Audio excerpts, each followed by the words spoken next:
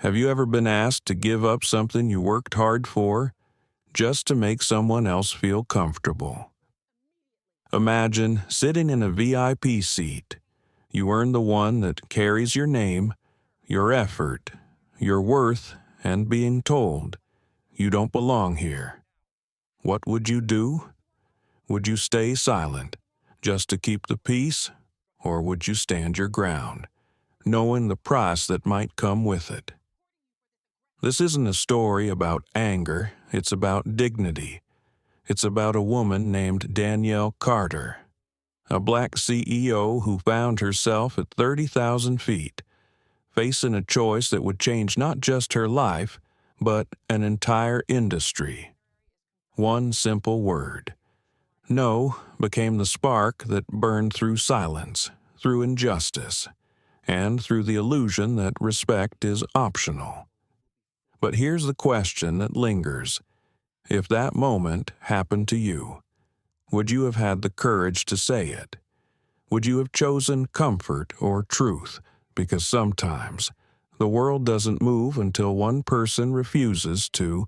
So tonight, I invite you to sit back, open your heart, and step into a story that might just make you see your own reflection in her strength and remind you of the power that lies in one quiet, unwavering word.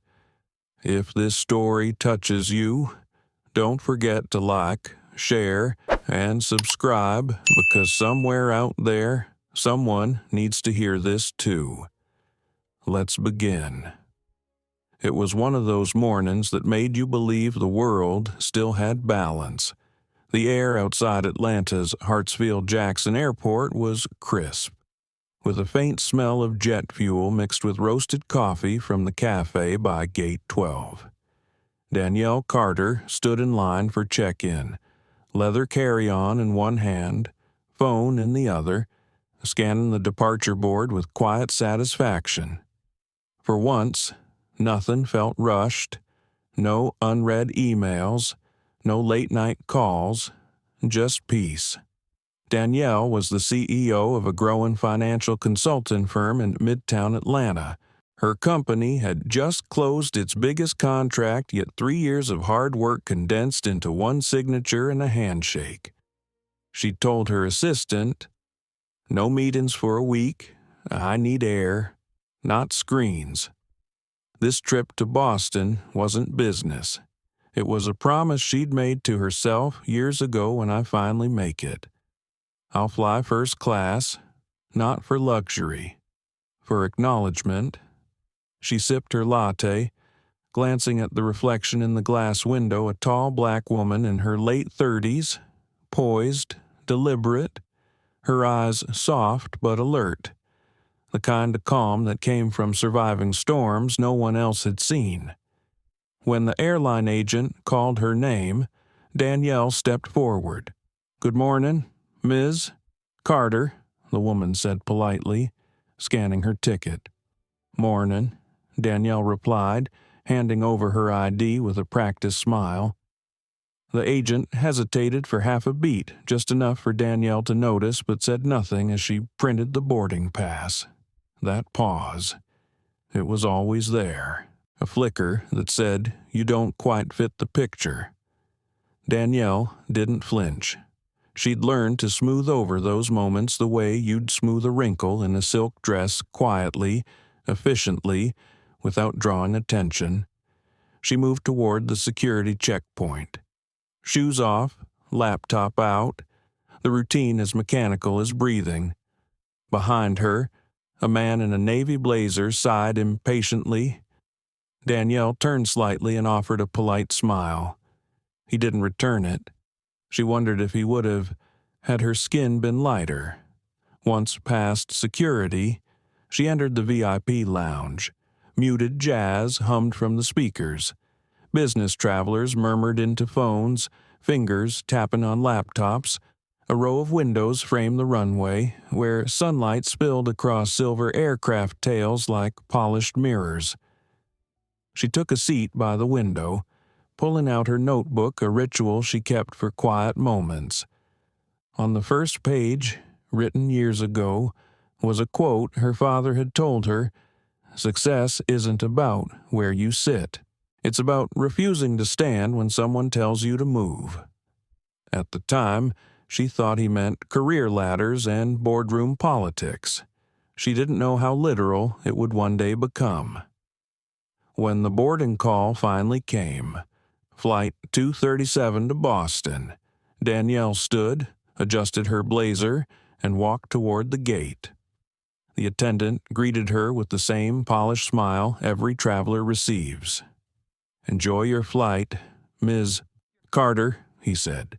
She nodded, unaware that this flight would change more than her destination. Inside the aircraft, the cabin smelled faintly of citrus and new leather. Row 2A window seat, first class, exactly as she imagined, wide, comfortable, quiet. She stowed her bag overhead, smoothed her skirt, and settled in. For a brief second, she closed her eyes. She could feel the fatigue of all those years in rooms where she had to speak twice as clearly to be heard once. All those meetings where someone mistook her for the assistant instead of the boss, and yet, here she was. She'd built something from scratch, without shortcuts, without privilege. She reached for the safety belt and smiled to herself. This was more than a seat. It was a small symbol of everything she had earned. A young flight attendant passed by, her perfume light and citrusy. Danielle smiled and said, "Mornin'." The attendant nodded, polite but distant. Another flicker, another silence. Still, Danielle refused to let it bother her. She put on her headphones, letting the low hum of engines drown out the world. For a moment, she watched passengers entering, mostly business travelers, suits, laptops, earbuds. But one man caught her attention not because of who he was, but because of how the crew responded to him. A tall white man, maybe mid-40s, salt and pepper hair, designer watch glinting under the cabin lights.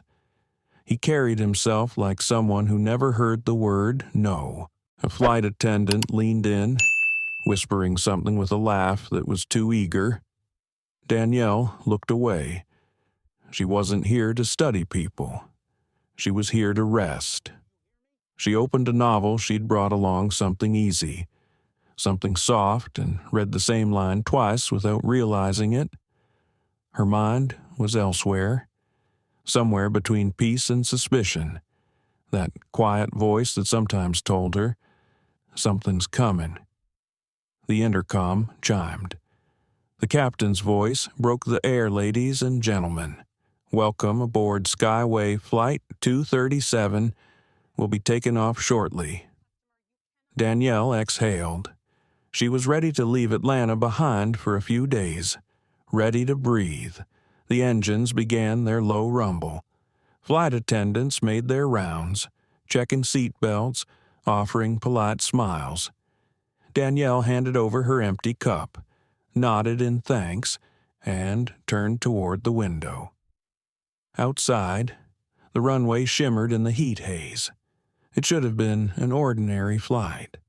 It should have been just another quiet trip at 35,000 feet. But life, Danielle had learned, never followed the itinerary you printed. Sometimes, the real turbulence started long before the plane left the ground. As she reached to adjust her seat, she caught a glimpse of movement from the corner of her eye, the same attendant returning, holding a tablet and wearing a practiced, apologetic smile. Danielle didn't yet know that, in less than 2 hours, this smile, this moment, and this seat would set off a chain of events that would shake an entire company. And, for the first time in her life, she wouldn't be the one asked to move quietly. The gate doors opened with a soft mechanical click, and the line of passengers began to move. Danielle Carter stepped forward, ticket in hand, greeting the flight attendant at the entrance with her usual warmth. "Good morning, she said, her voice smooth, measured, the kind that carried quiet confidence. "Welcome aboard, Ms. Carter," the attendant replied automatically, scanning her pass without a glance. Danielle's heels tapped softly against the cabin floor as she made her way down the narrow aisle to row 2A. She slid into her seat by the window, setting her bag neatly under the front seat and exhaling. The leather was cool against her palms. She let herself sink into the cushion for a moment, savoring the stillness before the hum of travel began. Through the oval window, the morning sun poured over the tarmac, glinting off the wings of nearby planes like sheets of silver. For a brief moment, everything felt right. The steady hum of engines, the muted chatter of boarding passengers, the gentle whir of the air conditioner. Danielle allowed herself a small smile. She had fought for years to reach this kind of calm. Success had not been a straight line. It had been a staircase, built one step at a time, each one carved from exhaustion and doubt. She pulled her phone from her purse and opened the group chat with her staff. Messages were already popping up, photos of the office's new Boston partner, jokes about her CEO on vacation look. She typed a quick reply, "Behave while I'm gone. Remember, I have eyes everywhere." Her assistant, Maya, replied instantly, "Enjoy it. Boss, you've earned this one." Danielle smiled again, locking her phone and resting it on the tray table. She looked around the cabin. The first-class section was calm, bathed in soft amber lighting. Across the aisle, a couple was whispering to each other over cups of coffee. 2 rows up, a man in a dark suit scrolled through his phone like the world owed him his time.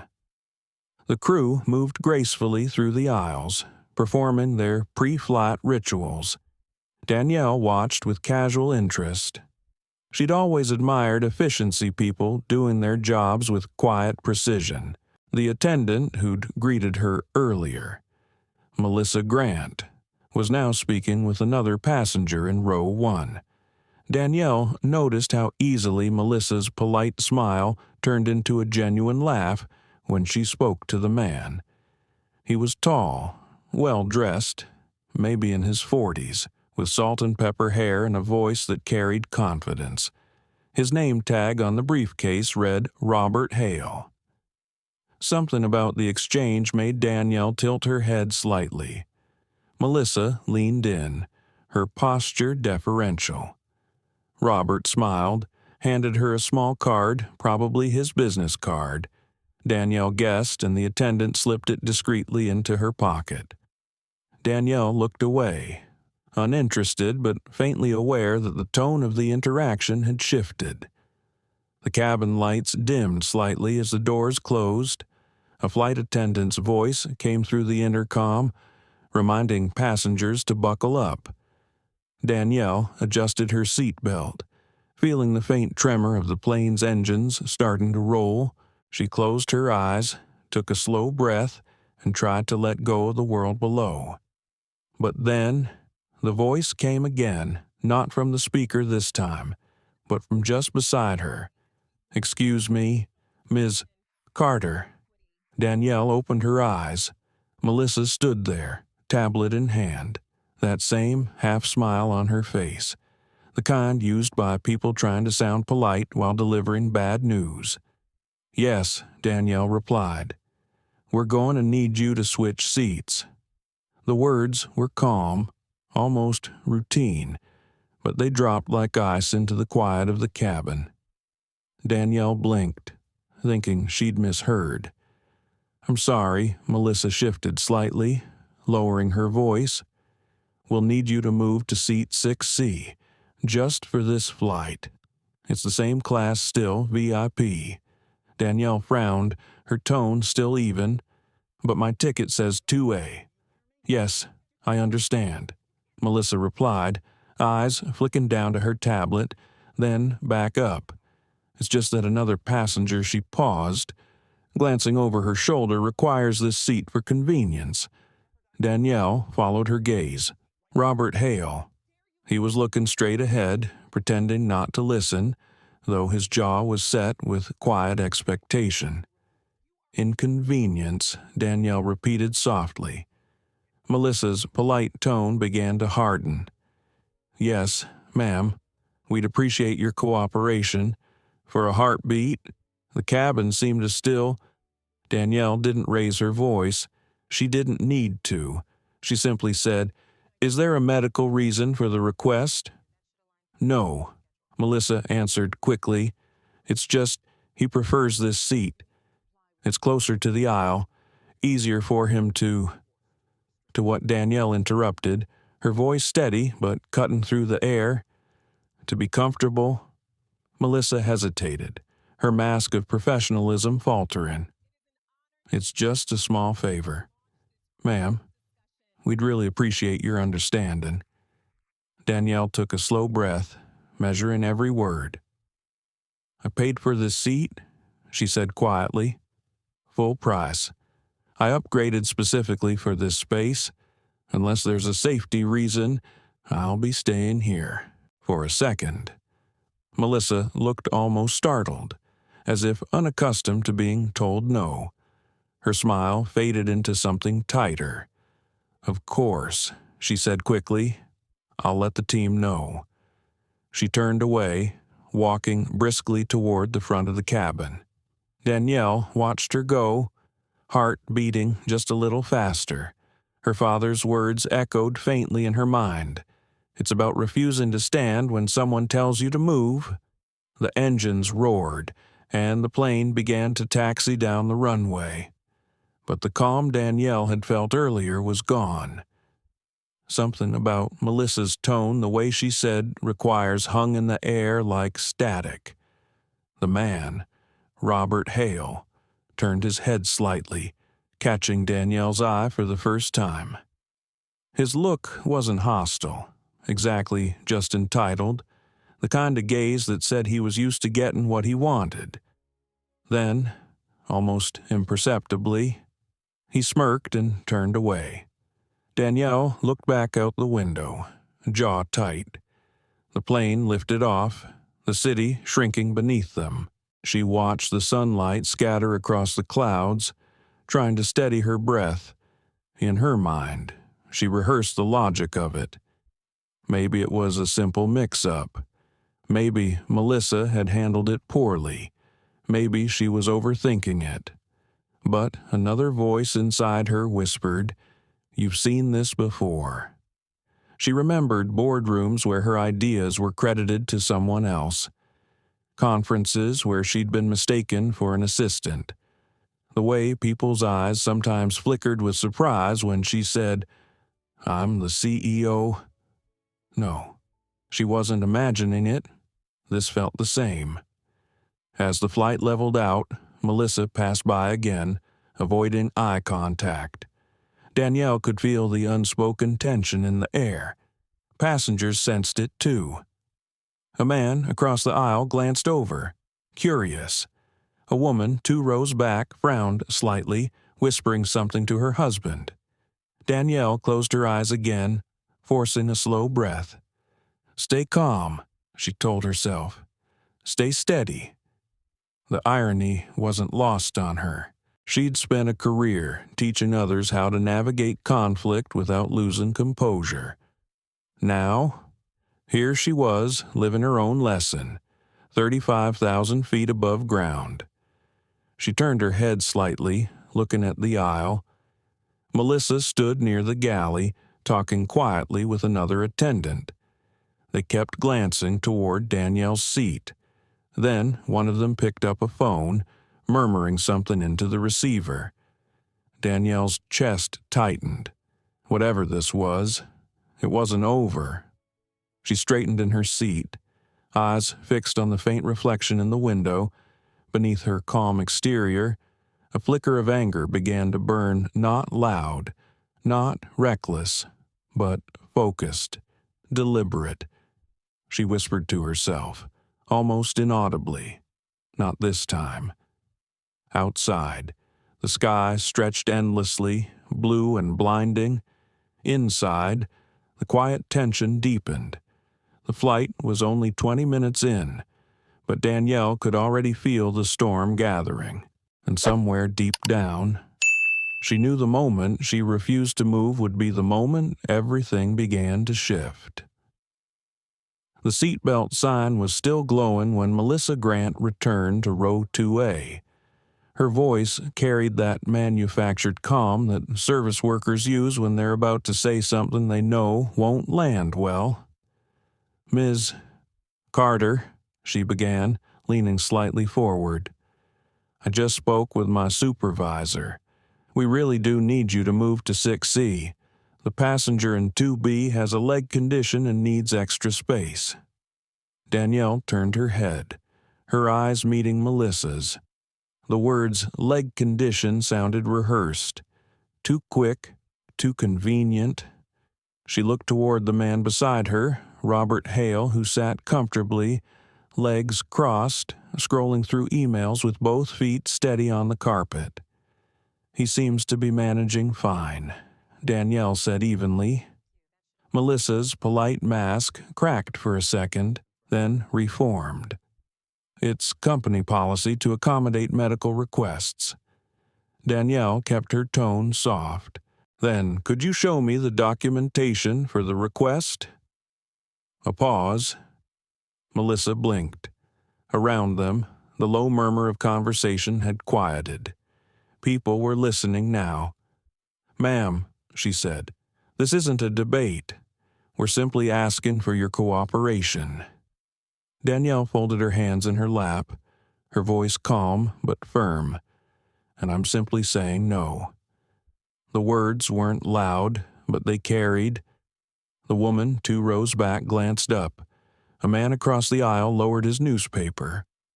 Robert set his phone down, sighing. "For God's sake, just move," he muttered, loud enough for everyone to hear. Danielle turned to him slowly, her expression measured. "Excuse me." He didn't meet her eyes. "You're holding everyone up." "No," she said. "I'm sitting exactly where I'm supposed to be."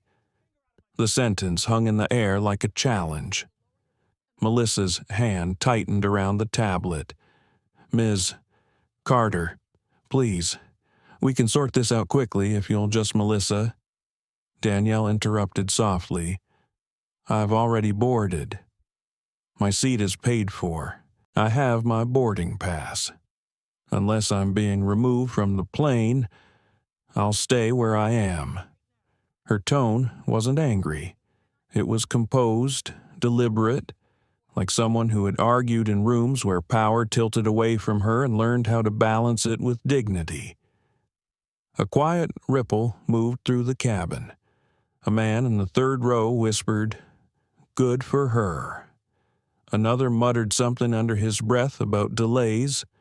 Melissa's smile returned, brittle this time. "I'll have to escalate this." She turned sharply and walked to the front. Danielle exhaled slowly. Her pulse had quickened, but her face remained neutral. She opened her notebook, pen hovering above the page, more for composure than notes. She wrote 3 words: stay, breathe, listen. Minutes passed. The plane hadn't moved. The intercom remained silent. The cabin's stillness grew heavy. Then another uniform appeared. A male attendant, this time taller, older, wearing the air of authority. His badge read Mark Jensen, cabin supervisor. He approached with the same tone Melissa had used, the one polished to sound reasonable. "Ms. Carter," he said. "I'm Mark, head of the cabin crew. I understand there's been some confusion about your seating." "No confusion," she said calmly. "I'm in the seat printed on my ticket." Mark nodded slowly, crouching slightly to meet her eye level, the way people do when they want to seem patient. "Yes, I see that. It's just that Mr. Hale here." Robert looked up, ready to speak. has requested an accommodation due to a medical issue. Mark finished. Danielle looked from Mark to Robert and back again. So, you're confirming he provided a medical request before boarding? Mark hesitated. He mentioned it to one of our staff, but not to you, Danielle said, and not in writing. The supervisor straightened. His voice cooled. Ma'am, I'm asking you to move so we can take off on time. We don't want to involve airport security. At that word security, the tone of the cabin shifted. People leaned forward, alert. The word carried weight. Danielle felt her jaw tighten. She spoke quietly, almost a whisper, but everyone could hear. Please do. Mark blinked. Excuse me, call them, she said. If you believe I'm violating a policy, call them. I'd like to speak with them myself. Robert exhaled loudly, muttering, This is insane.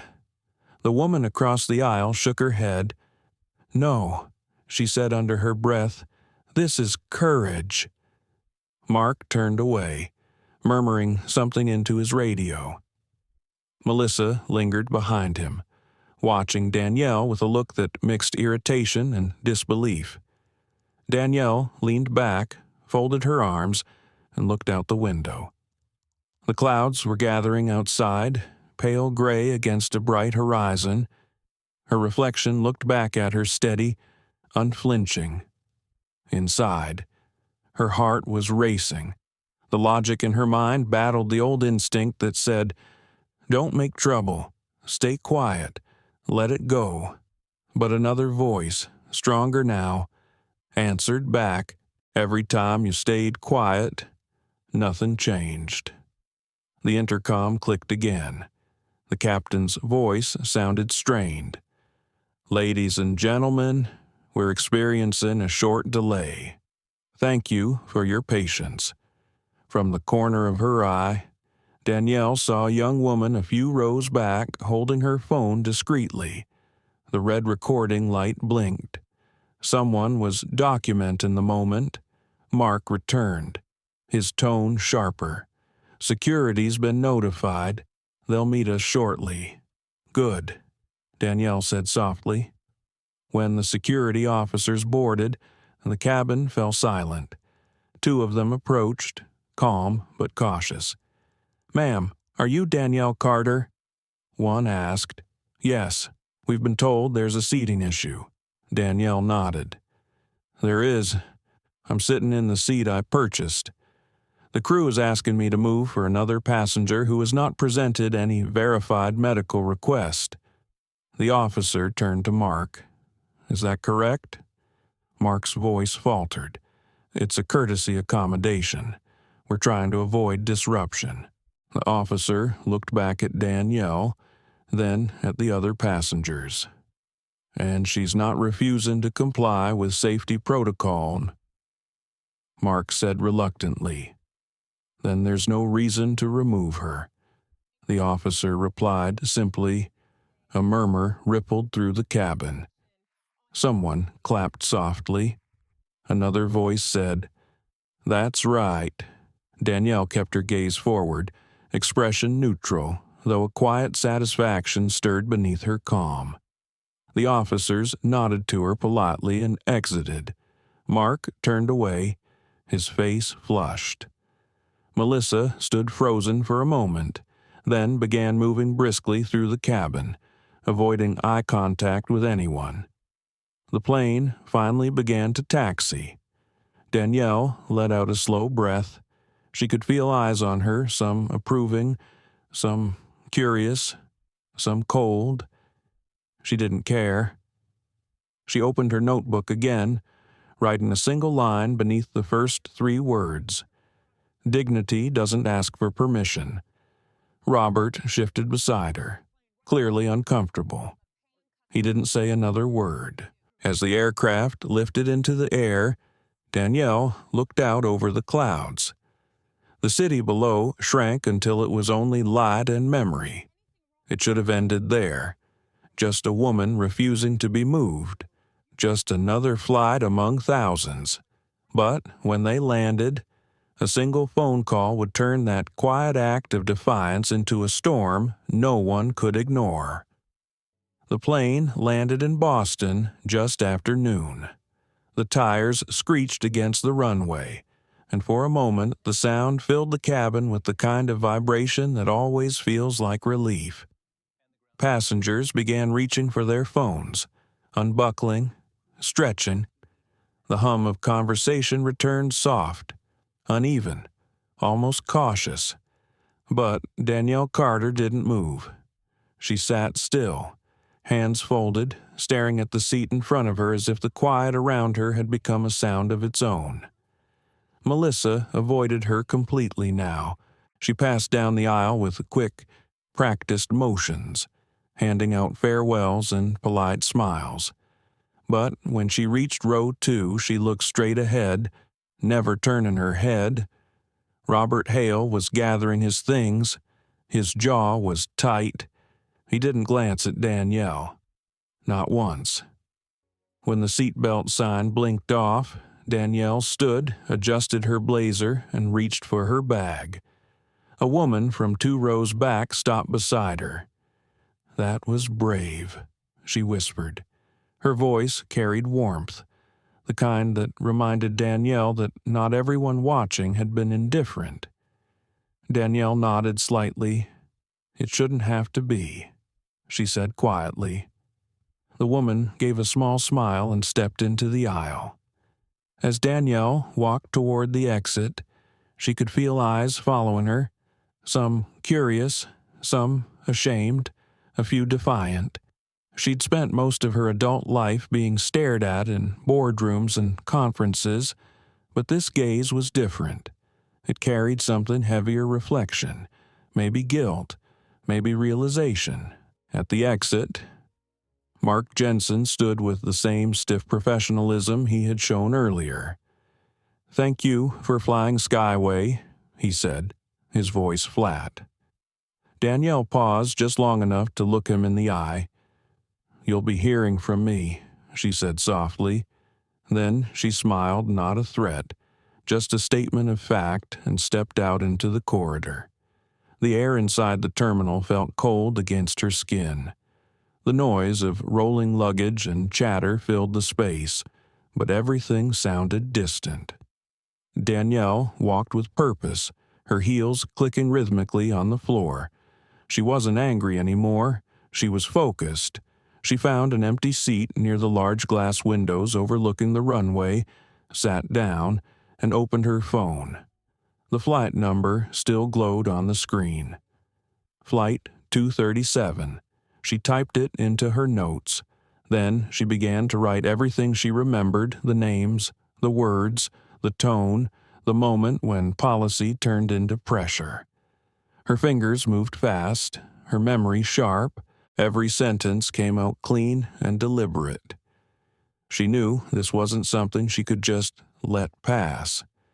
She'd built her career on accountability, on structure, on the belief that silence always came at too high a cost. When she finished writing, she looked at her watch. It was barely 12:30. She still had time before her meeting later that afternoon. She pulled out her business phone, scrolled through her contacts, and tapped the number labeled Skyway Corporate Customer Relations. The hold music was cheerful guitars, soft drums, the kind of sound designed to make frustration feel manageable. It didn't work. Finally, a voice answered. "Thank you for calling Skyway Airlines. This is Brittany speaking. How can I assist you today?" "Good afternoon, Brittany," Danielle said, her tone calm but firm. "My name is Danielle Carter. I was a passenger on Flight 237 from Atlanta to Boston. I need to file an immediate report regarding discriminatory behavior from your staff." The line went quiet for a second. "I'm sorry to hear that," Brittany replied. "Could you describe what happened?" Danielle did. Every detail, the request to move, the refusal, the mention of security, The officer's intervention, the way Melissa avoided her eyes afterward.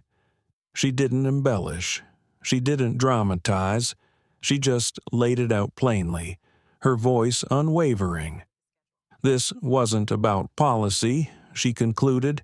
It was about bias. I want a written acknowledgement of my complaint and confirmation that it's being escalated to your executive office. Brittany hesitated. I'll definitely make sure this is escalated, she said, her tone suddenly more careful. You'll receive a response within a few business days. Danielle smiled faintly, though there was no humor in it. You'll hear from me again if I don't. When she hung up, she sat back in her chair and let the tension in her shoulders ease. But the stillness didn't bring peace. It brought clarity. She knew what would come next. The waiting, the polite email full of empty apologies, the promise of an internal review that led nowhere. She'd seen the pattern before. Her phone buzzed. A message from Maya, her assistant. How was the flight? Boss Danielle stared at the screen for a moment before typing her reply. Interesting. I'll tell you soon. She turned her phone face down and stared out the window again. Outside, the planes came and went, all following the same rhythm of departure and return. People moving, always moving, while some things refused to change. That evening, in her hotel room overlooking Boston Harbor, Danielle opened her laptop. The city lights shimmered against the dark water, tiny reflections of possibility. She took a deep breath and began typing again, not to customer service this time, but to the public. Her fingers hovered over the keyboard for a moment before she began. I never thought I'd have to write something like this. Today, on Flight 237 from Atlanta to Boston, I was asked to give up the seat I paid for my VIP seat for a white passenger. No medical need, no mistake, just convenience. When I refused, I was threatened with security. I stayed, and I watched how quickly the language of policy turns into the language of power when the person being asked to move looks like me. She paused. Her reflection in the laptop screen looked steady, unshaken. She kept typing. This isn't about a seat. It's about what happens when we're made to believe we don't belong, even in spaces we've worked for. It's about how often we're told to move, to make room, to shrink. But I'm not moving anymore. She read it twice. No anger, no rage, just truth. Then she attached a photo she'd taken of her ticket and seat number, the same one she had almost deleted earlier. She hit post. Within minutes, the likes began to appear, then comments, then shares. Within an hour, hundreds. By midnight, thousands. People began tagging the airline. Journalists started sending messages. A hashtag emerged, Bond flying while black. Danielle watched the screen quietly as the world began to react. Stories poured in from other travelers, people who had been moved, questioned, ignored, each one different, but all echoing the same truth. The next morning, her inbox was overflowing. Messages from friends, colleagues, strangers, support, outrage, solidarity, and at the bottom of her notifications, an email from Skyway Corporate. The subject line read, "Response to your recent experience." She clicked it open. "We regret to hear about your recent flight experience. Skyway Airlines values all customers and strives to maintain a welcoming environment for everyone. We are reviewing the incident internally and will provide updates once our investigation concludes." Danielle stared at the words. Polished, empty, not an apology, just distance. She took a slow breath, then whispered to herself. "All right, then." She opened a new message. this time addressed to her attorney and her public relations consultant. The subject line was short and clear. We move forward. She knew what came next would be bigger than a report or a phone call. This was about accountability, about standing where others had been told to stand down. The world had started listening, and Danielle wasn't going to let the noise fade. Not this time. By sunrise, the story had already taken on a life of its own. Danielle Carter woke to the soft glow of her hotel room, the city still quiet beneath a pale sky. Her phone buzzed nonstop on the nightstand. Notifications rolled in faster than she could swipe them away. The number of shares, comments, and mentions had doubled overnight. Her post was everywhere: Facebook, Twitter, Instagram, even LinkedIn. Someone had clipped her words into a short video with dramatic music underneath. It was being shared by influencers, activists, even a few politicians. Danielle sat up, rubbed her temples, and let out a slow breath. This wasn't what she had planned. She hadn't set out to start a movement. She just wanted accountability. But once the internet had a story to tell, it didn't ask for permission. It just ran. Her phone rang again, unknown number. She hesitated, then answered. Ms. Carter, this is Jason Torres with the Daily Herald. The voice said, "We're covering your story. Would you be open to an interview?" Danielle hesitated for a moment. She wasn't ready to talk to the press. Not right now. "Jason," she said carefully, "but thank you for reaching out." "Of course," he replied. "For what it's worth, people are listening. Your post is trending nationwide." When the call ended, she opened her laptop. Her email was a flood-sum from friends and colleagues offering support. Others from strangers sharing their own stories of bias while flying. One message stood out from a name she didn't recognize. "Thank you." It read, "I was told to move once too. Years ago." I stayed silent. Seeing you stand firm helped me remember that silence doesn't protect anyone. Danielle read it twice. Then she whispered softly, "That's the reason." Her assistant, Maya, called soon after. "Boss, you're on every news feed.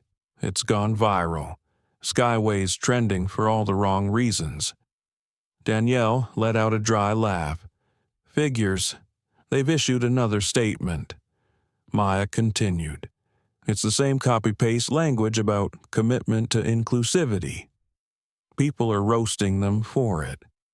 Danielle opened her browser. There it was, the airline's official post. "We value diversity and are committed to fair treatment of all passengers." The comments below were brutal. One user wrote, "Maybe start by not asking black women to give up paid seats." Another said, "Corporate PR bingo value, diversity, and no apology." The more Danielle read, the clearer it became that this wasn't just about her anymore. The story had become a mirror for something much larger. Later that morning, her lawyer, Gloria Pierce, arrived at the hotel. Gloria was sharp, mid-50s, known for her no-nonsense style and her focus on civil rights cases. She placed a stack of printed screenshots on the table.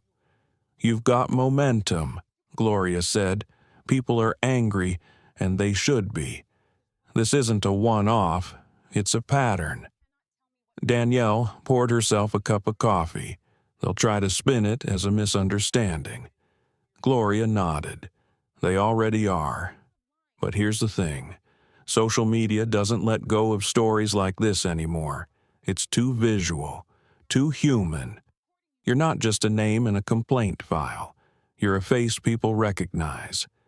Danielle stared out the window at the harbor. "I didn't want fame," she said softly. "I know," Gloria replied, But sometimes change doesn't ask if you're ready. It just shows up and says, "You're next."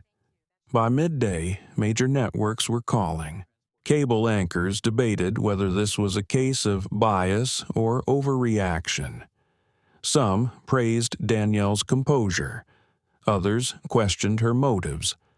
But every debate kept her name in circulation, and every hour, the view count climbed. Skyway's leadership held an emergency meeting that afternoon. Inside their Chicago headquarters, executives argued over damage control. Some wanted to apologize. Others said admitting fault could invite lawsuits. Their CEO, a man named Richard Collins, finally spoke. "We need to be careful. One wrong sentence could make this worse." An hour later, the airline's official Twitter account posted again. "We are conducting a full internal investigation into the incident on Flight 237. We remain committed to fairness and respect for all passengers." It backfired instantly. Thousands of comments poured in. People didn't want commitments, they wanted accountability. Hashtags like "My Fire the Crew" and "Fly Fair" began trending. That evening, Danielle sat in a quiet restaurant near her hotel, trying to eat dinner unnoticed. But even there, she felt eyes on her. A man at the next table leaned over. "Excuse me," he said, "are you Danielle Carter?" She nodded slowly. "Just wanted to say you handled that with grace. My wife saw the video. We both did. Thank you." She smiled politely. "Thank you for saying that." When they left, she sat alone for a while, her half-finished meal cooling on the table. She felt both grateful and weary. The attention was surreal, empowering, yes, but heavy too. Behind every headline, there was still that moment on the plane, the quiet humiliation of being told to move as if she didn't belong. Her phone buzzed again. Maya's name flashed on the screen. "You need to see this," Maya said, her voice trembling slightly. "Someone leaked an internal memo from Skyway. It's on Reddit." Danielle opened the link Maya sent. The document was brief but damning. It mentioned her by name. "Incident on Flight 237 escalating due to passenger refusal to cooperate. Recommend strategic messaging focused on policy, not fault." She read it twice, her stomach tightening. It wasn't just negligence, it was strategy. They had decided to protect themselves, not the truth. Gloria called within minutes. "We're moving forward," she said firmly. "They're spinning this. It's time to push back." That night, Danielle went live on Instagram for the first time. She didn't use filters or rehearsed lines, just her, sitting by the window, the Boston skyline behind her. "I didn't plan any of this," she began, her voice steady. "I just wanted to take a flight I paid for. But when they asked me to move, it wasn't about comfort. It was about what they thought they could ask of me. I said no, not out of anger, but out of principle." The comments flooded in. Hearts, clapping emojis, messages of support. "I want to be clear," she continued. "This isn't about revenge. It's about accountability. Because every time someone says, 'Just let it go,' another person gets treated the same way tomorrow. Silence only protects the system that caused it." The live stream lasted 20 minutes. When it ended, her video had over 500,000 views. News outlets picked it up within hours. One headline read, "CEO Danielle Carter speaks out. Silence protects the system." By the next morning, Skyway's stock price had dipped 2%. Their customer service lines were flooded. The CEO finally released a formal statement on camera. His tone was careful, but his face betrayed exhaustion. "We are deeply sorry for the incident involving Ms. Carter," he said. "The employees involved have been placed on leave pending investigation." For Danielle, that moment felt strange. She should have felt vindicated, but instead, she felt something closer to disbelief. After all the time she'd spoken up in boardrooms and been ignored, here was an entire corporation being forced to listen. Her phone buzzed again, a text from Gloria. "We're not done yet. They'll offer settlements. Don't let them turn this into PR cleanup. This is bigger." Danielle looked out the window once more. The city was awake now, alive with movement, full of people who would never know her personally, but who somehow saw themselves in her story. For the first time since that flight, she smiled not out of pride, but recognition. This wasn't just her story anymore. It belonged to everyone who had ever been told to move, and the world had finally stopped pretending not to see. Inside Skyway Airlines' Chicago headquarters, the tension was thick enough to touch. The boardroom, usually filled with talk of quarterly profits and future expansions, now buzzed with panic. A large screen displayed a graph of their public sentiment scores diving downward in real time. Every minute brought new mentions, angry hashtags, and articles dissecting the company's so-called apology. CEO Richard Collins sat at the head of the table, his tie loosened, his expression grim. "We're hemorrhaging goodwill," he said. "This isn't just a PR problem anymore. It's a trust crisis." Across the table, the head of communications cleared her throat. "We're trying to control the narrative, sir. But every influencer, every journalist is amplifying her story. Danielle Carter is everywhere." Richard's jaw tightened. "Then we need to change the story. People won't buy that," another executive said quietly. "They've seen the footage. They've heard the audio from other passengers. This is real." The room fell silent. On the screen, Danielle's Instagram Live replayed on a loop the moment she said, "Silence only protects the system." It was powerful, calm, undeniable. Richard looked at his team. "Find out who approved those employees for that flight. I want names, I want documentation, and I want it now, in Boston." Danielle sat in a quiet corner of a coffee shop, her laptop open in front of her. She wasn't celebrating. She was reading. Messages continued to flood her inbox. Some were words of gratitude. Others were painful stories of people who had experienced similar discrimination but never spoke up. One message stopped her cold. It was from a Skyway employee, anonymous, using a private email address. "You don't know me, but thank you. This isn't the first time something like that has happened.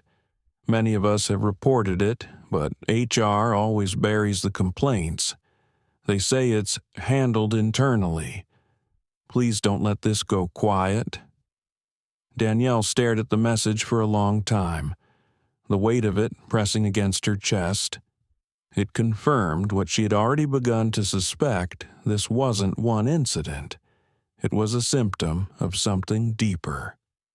Her phone rang. Gloria's voice came through the line. "It's happening," she said. "They've launched an internal investigation, but sources inside say the employees are being questioned separately. They're looking for scapegoats." Danielle frowned. "Scapegoats won't fix a broken system." "I know," Gloria replied, "but corporations always start with the surface. They'll cut the branches before they look at the roots." By that afternoon, Skyway's offices had turned chaotic.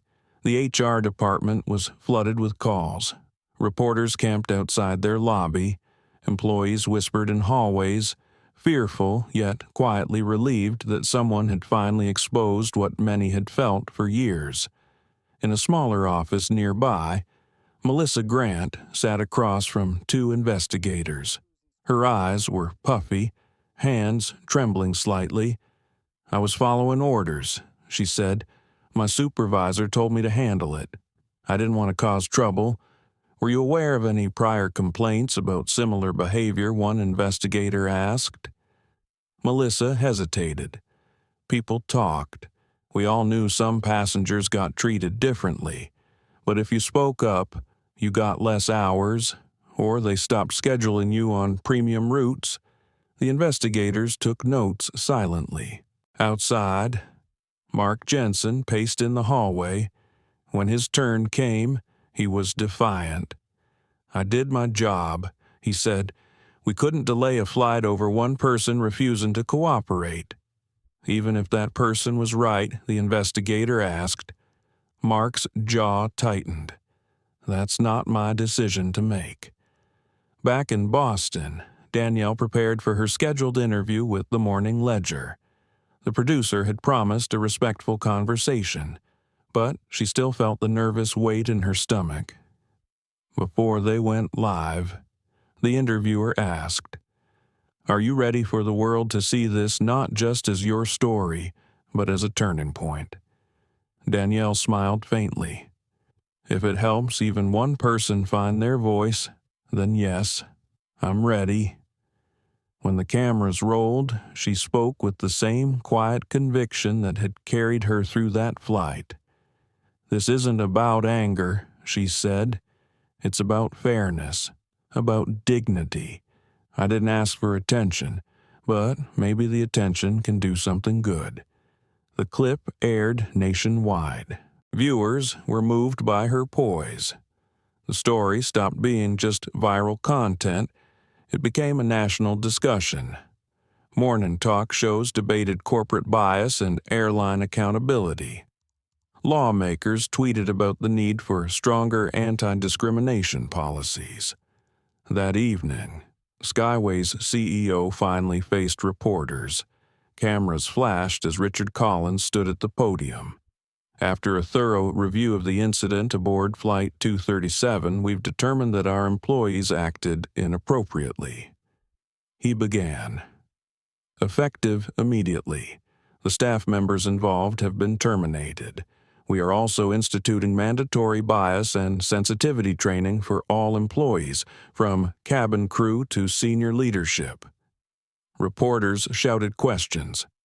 One asked, "Do you take personal responsibility for this culture?" Richard paused, his face pale under the studio lights. "As CEO, I take full responsibility for ensuring our values are upheld. We will do better." Danielle watched the broadcast from her hotel room. For a long moment, she said nothing. Then she turned to Gloria, who sat beside her on the couch.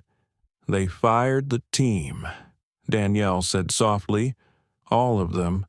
Gloria nodded. "It's a start, but that doesn't fix the system."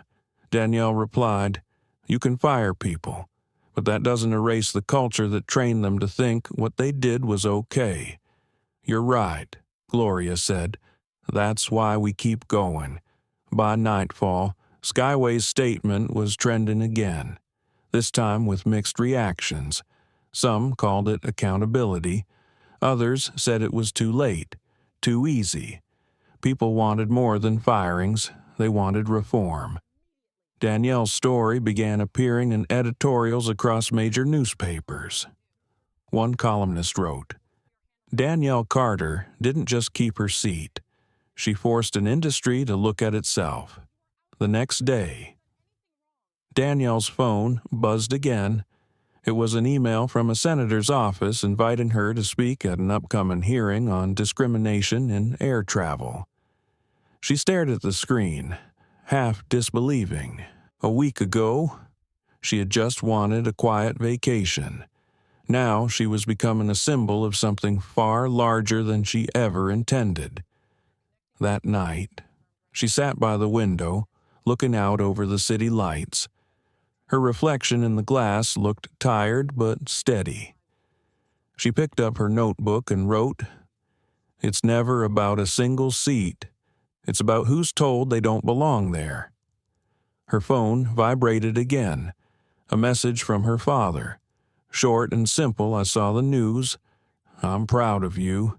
You didn't just stand your ground. You stood for all of us."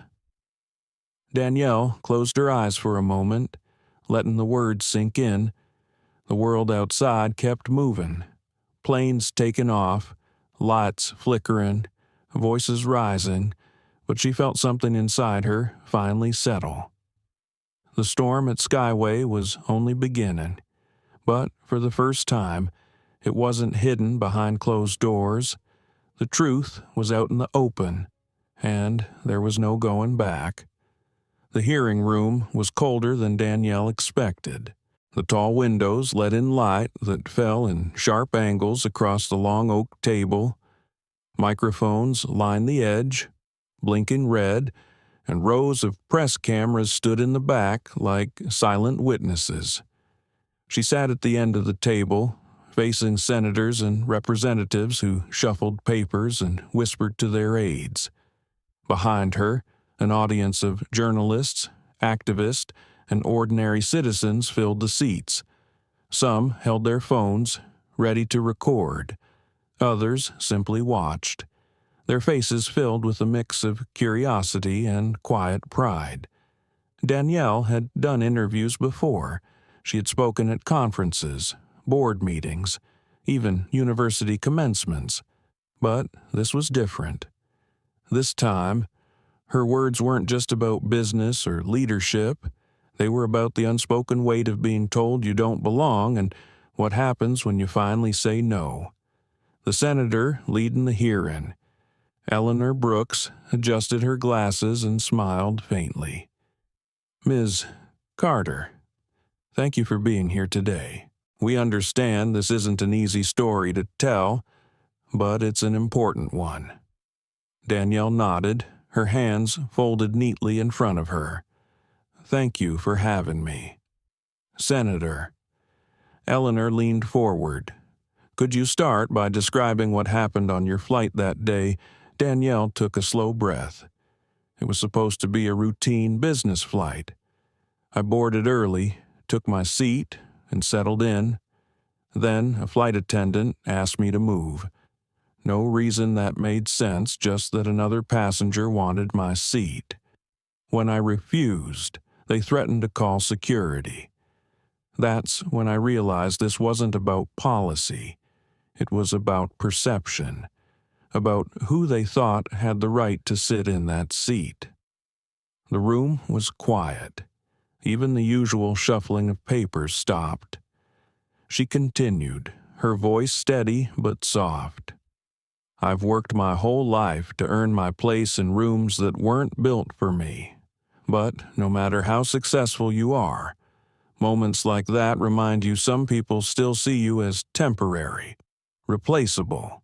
A reporter in the back lowered his camera, visibly moved. Senator Brooks leaned forward again. "And how did the airline respond afterward?" Danielle smiled faintly, though her eyes stayed calm. "With silence at first, then with statements that didn't mean anything. It wasn't until people spoke out that they finally acted. They fired the staff, but firing a few people doesn't change a culture that taught them those choices were acceptable." One of the younger senators nodded thoughtfully. "So you believe this incident reflects a broader issue?" "I know it does," Danielle said. "After my story went public, I received hundreds of messages from people with similar experiences.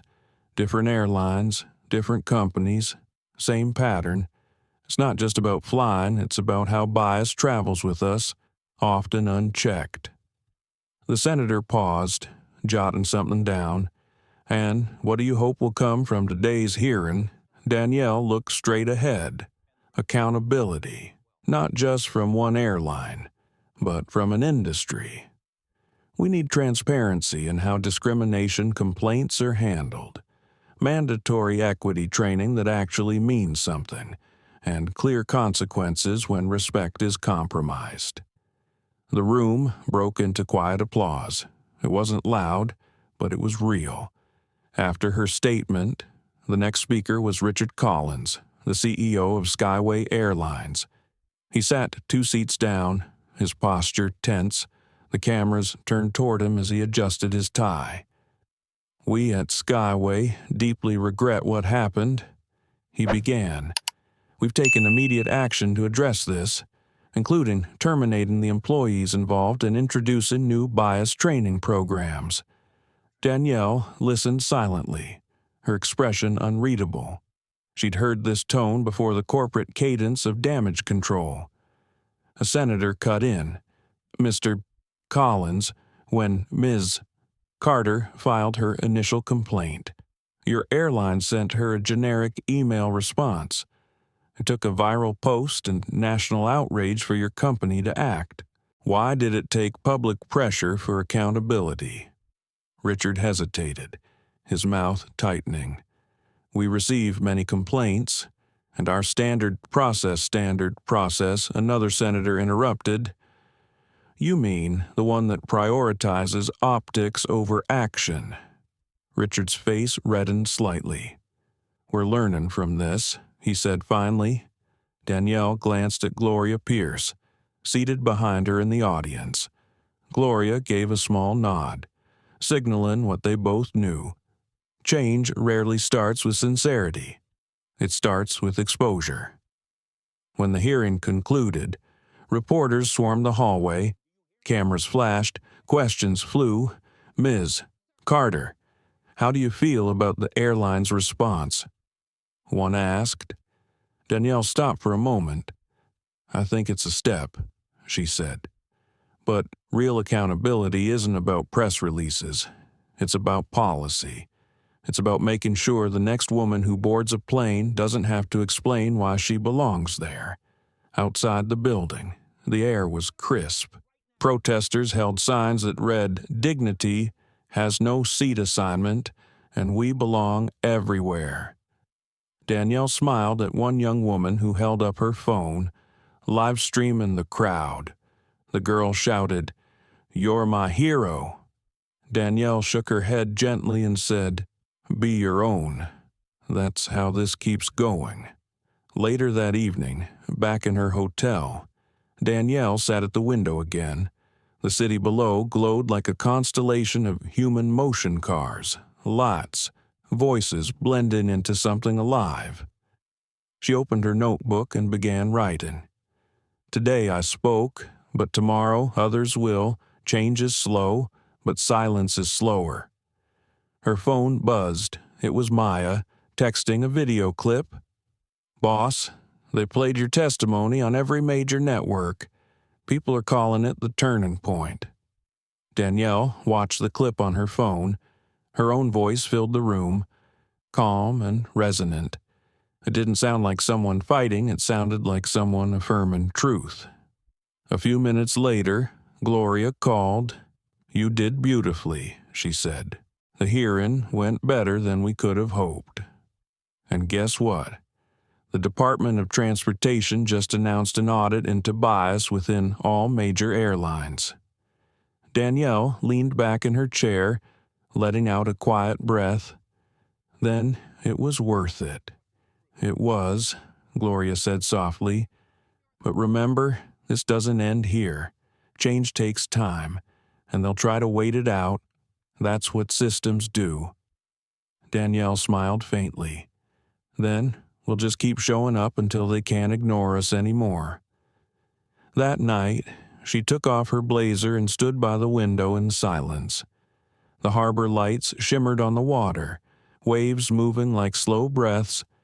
Somewhere out there, flights took off, each one filled with people who wanted the same simple thing, to be treated with dignity. She thought about her father's voice again. "Don't ever let them make you smaller to make others comfortable." She whispered softly, "I didn't."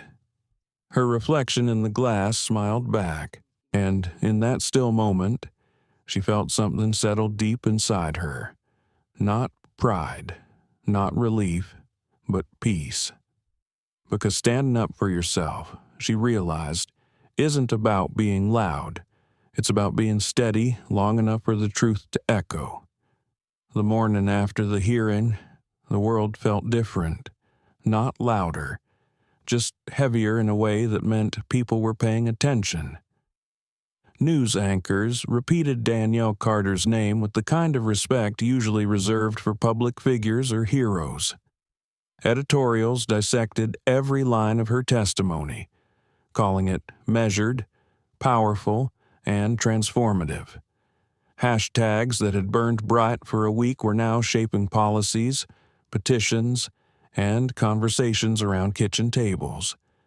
Danielle woke up to the same view of Boston Harbor, but for the first time, she didn't feel like a guest in her own story. Her phone was once again full of messages, this time from organizations, universities, and advocacy groups asking her to speak. She scrolled through them in silence. Each one carried the same undertone of urgency, the same need for her voice. Maya knocked on her hotel door carrying 2 coffees. "You're trending again," she said with a grin. "Every major outlet is running your story as the lead segment." Danielle smiled faintly. "Still waking up. I didn't set out to trend." "Maya." "I know," Maya said, "but people needed someone who doesn't shout but still gets heard." Danielle took a sip of coffee and looked out at the harbor. The water shimmered in soft sunlight. Maybe they just needed someone to remind them they can say no. Maya nodded slowly. "That's what you did. You said no for all of us." As Danielle got dressed for her flight home, she reflected on how strange it felt to return to the skies after everything that had happened.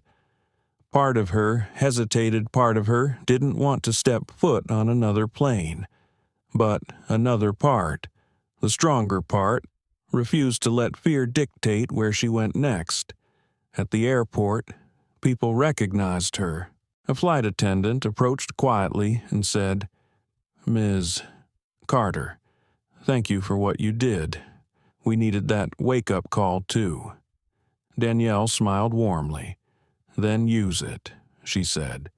"Make it better for whoever comes next." When she boarded her flight, a few passengers looked up, some whispering softly, others smiling in quiet acknowledgement. This time, no one asked her to move.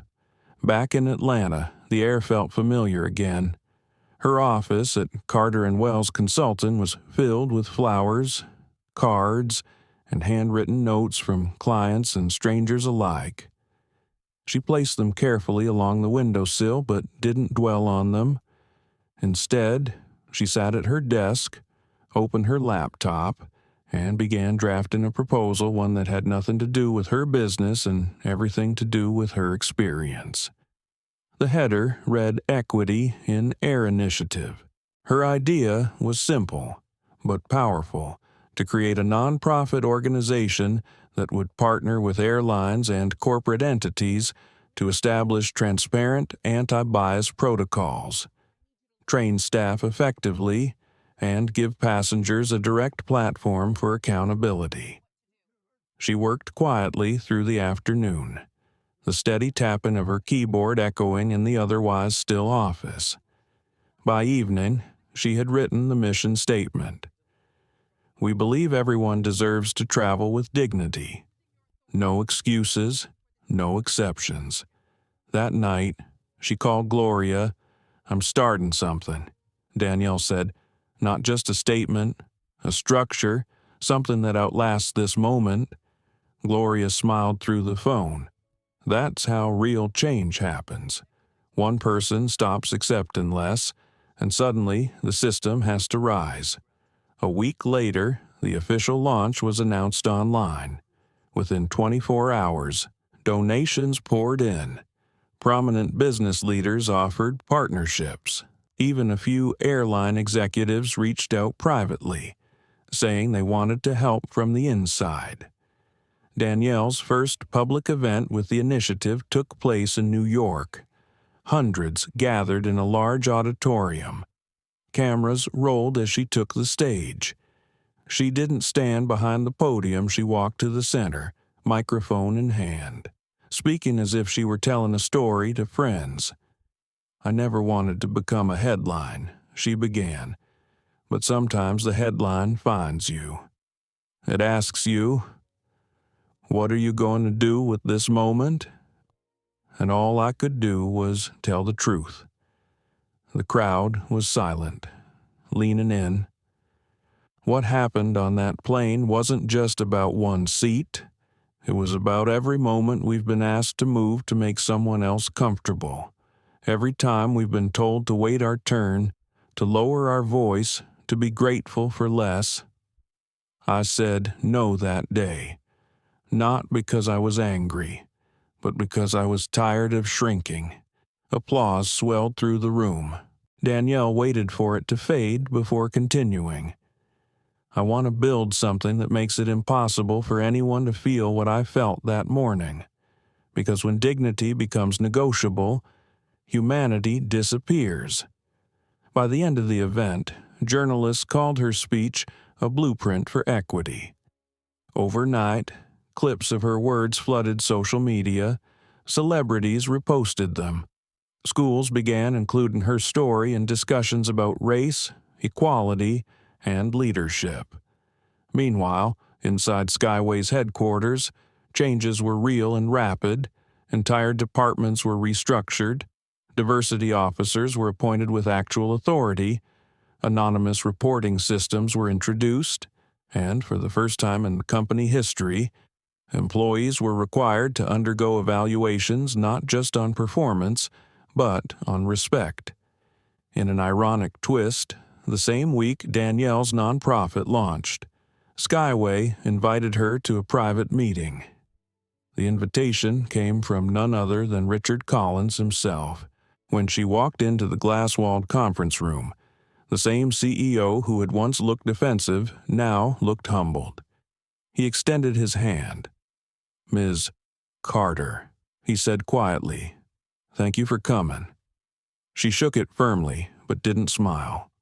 "Mr. Collins." He gestured for her to sit. "I'll be honest. When this first happened, I was angry.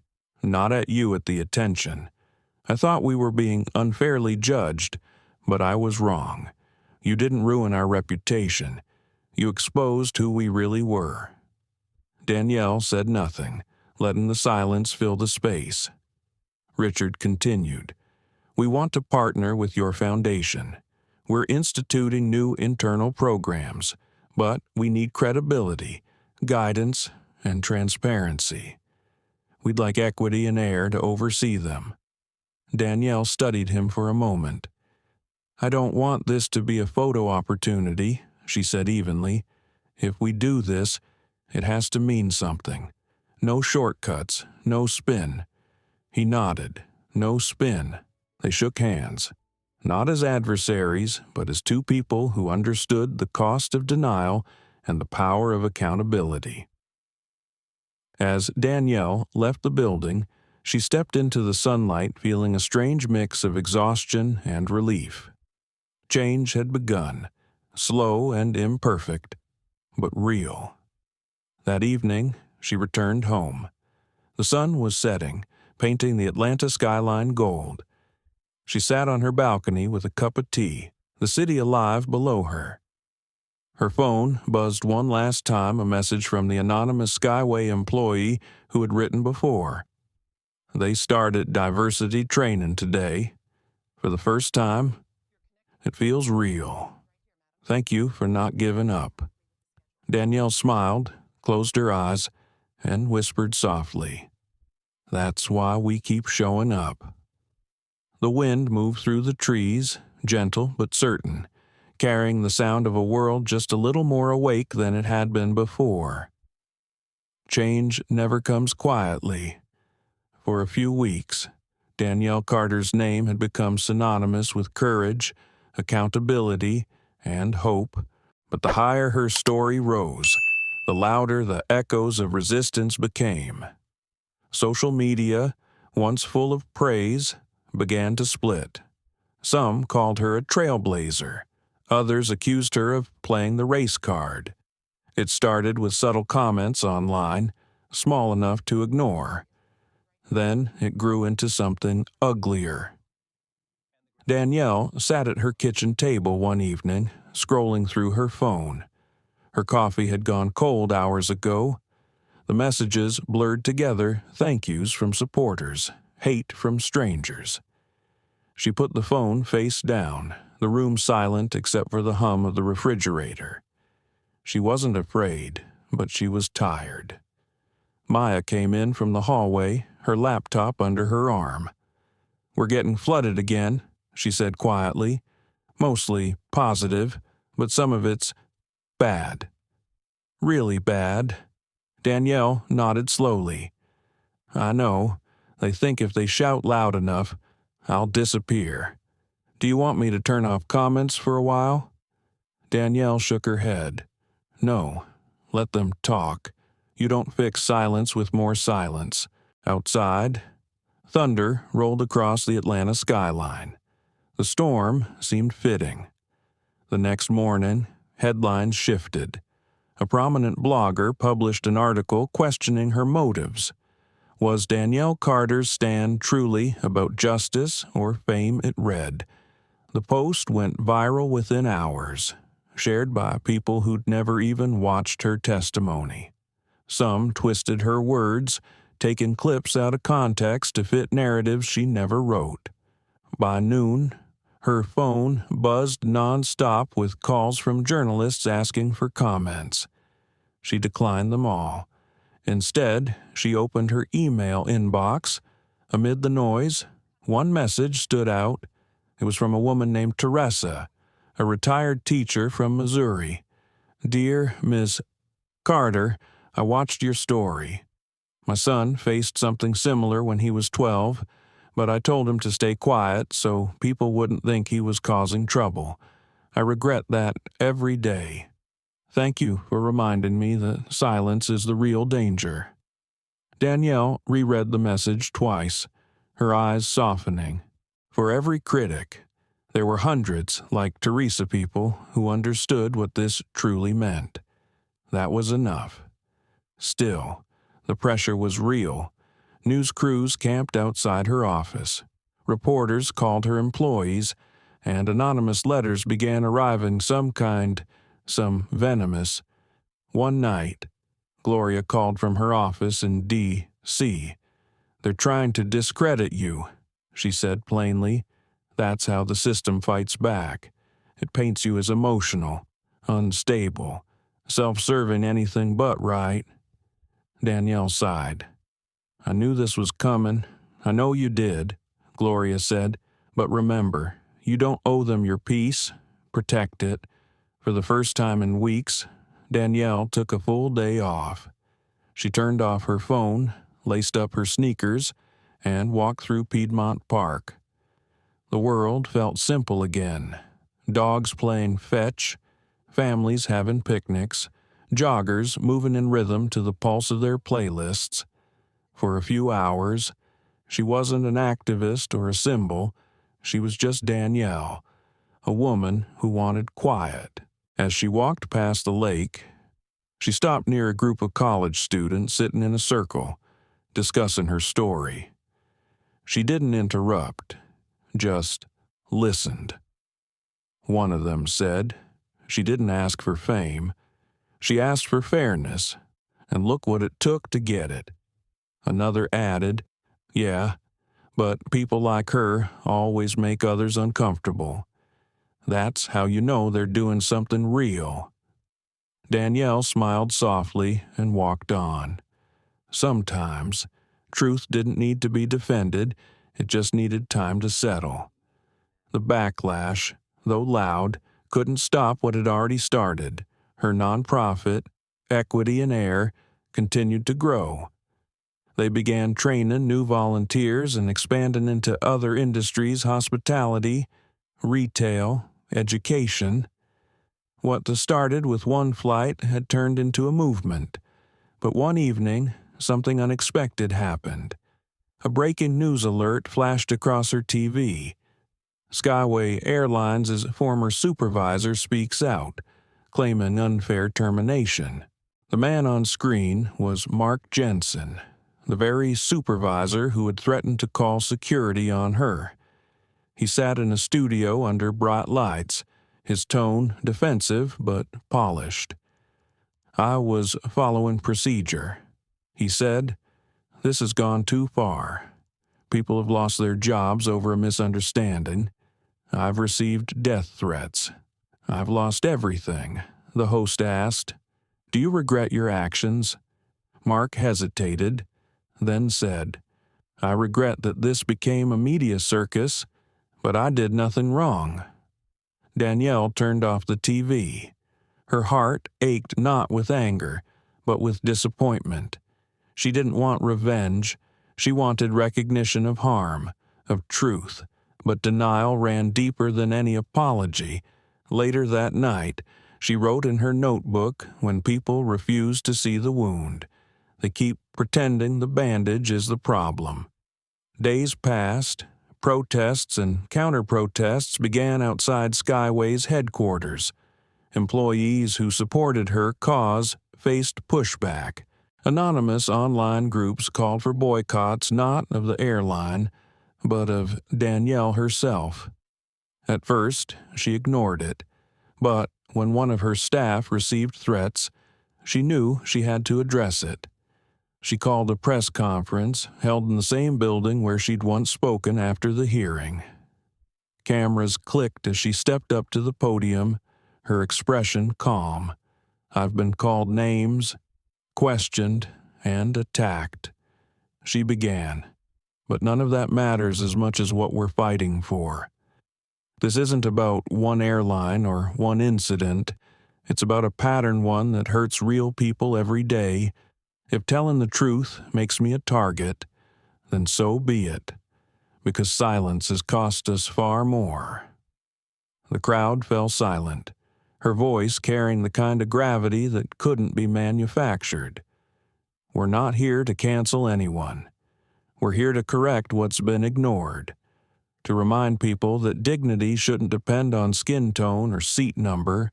Afterward, the applause was long and deep, not loud but full of respect. Even some of her critics softened. The conversation began shifting again from controversy back to change. That night, Gloria called. "You turned the narrative around," she said. Danielle smiled faintly. "I didn't turn it. I just held it steady until the truth found its balance." By the end of that week, a surprising announcement came from Skyway's new leadership board. They revealed a national partnership with Equity in Air, not just as consultants, but as co-creators of new policy. The backlash, in trying to silence her, had forced the company to go further than ever before. Danielle sat alone in her office after hearing the news. The city outside buzzed softly, the glow of headlights tracing lines across her window. She whispered to herself, "Sometimes the storm isn't a punishment. It's proof that the air needed to change." And just like that, she smiled, not because the fight was over, but because it was working. Autumn had come quietly to Atlanta.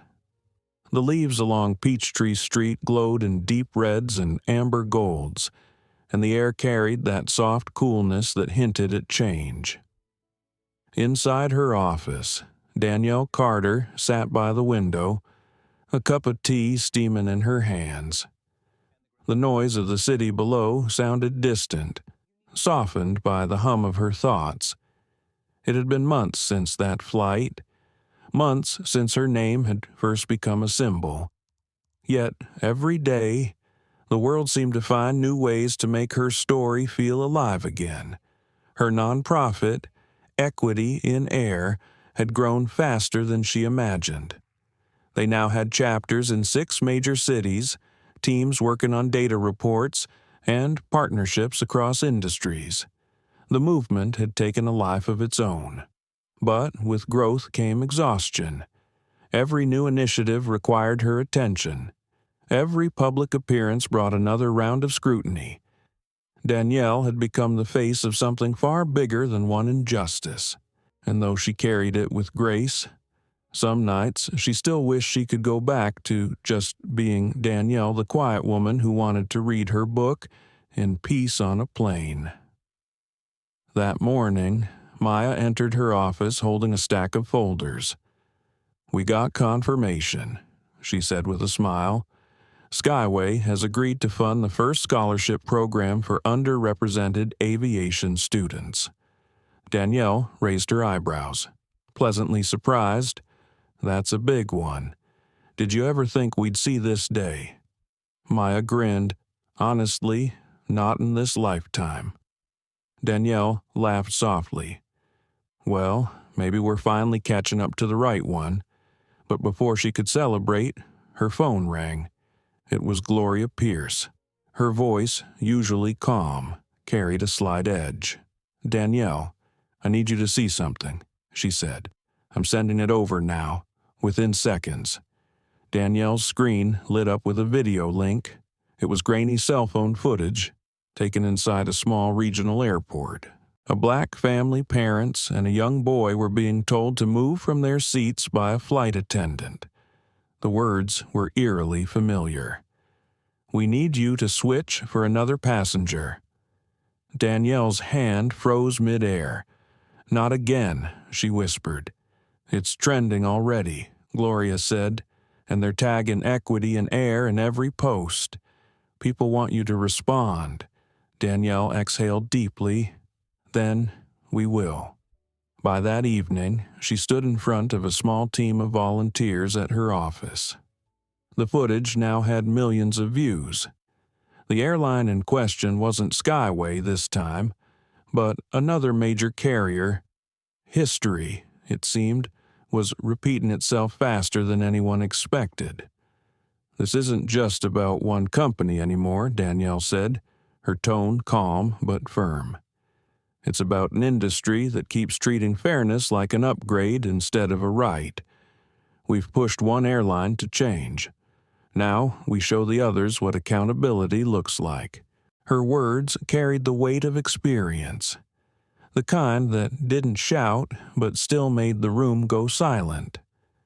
Over the next few days, Danielle coordinated interviews, press statements, and legal outreach for the affected family. She didn't want them to feel alone like she once had.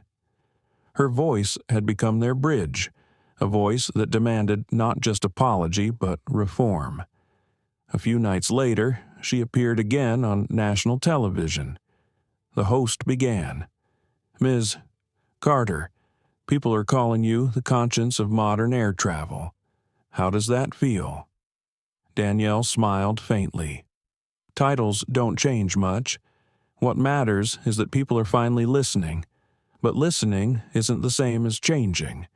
Real change requires discomfort, consistency, and accountability." The host leaned forward. "Do you think companies can truly change?" Danielle paused.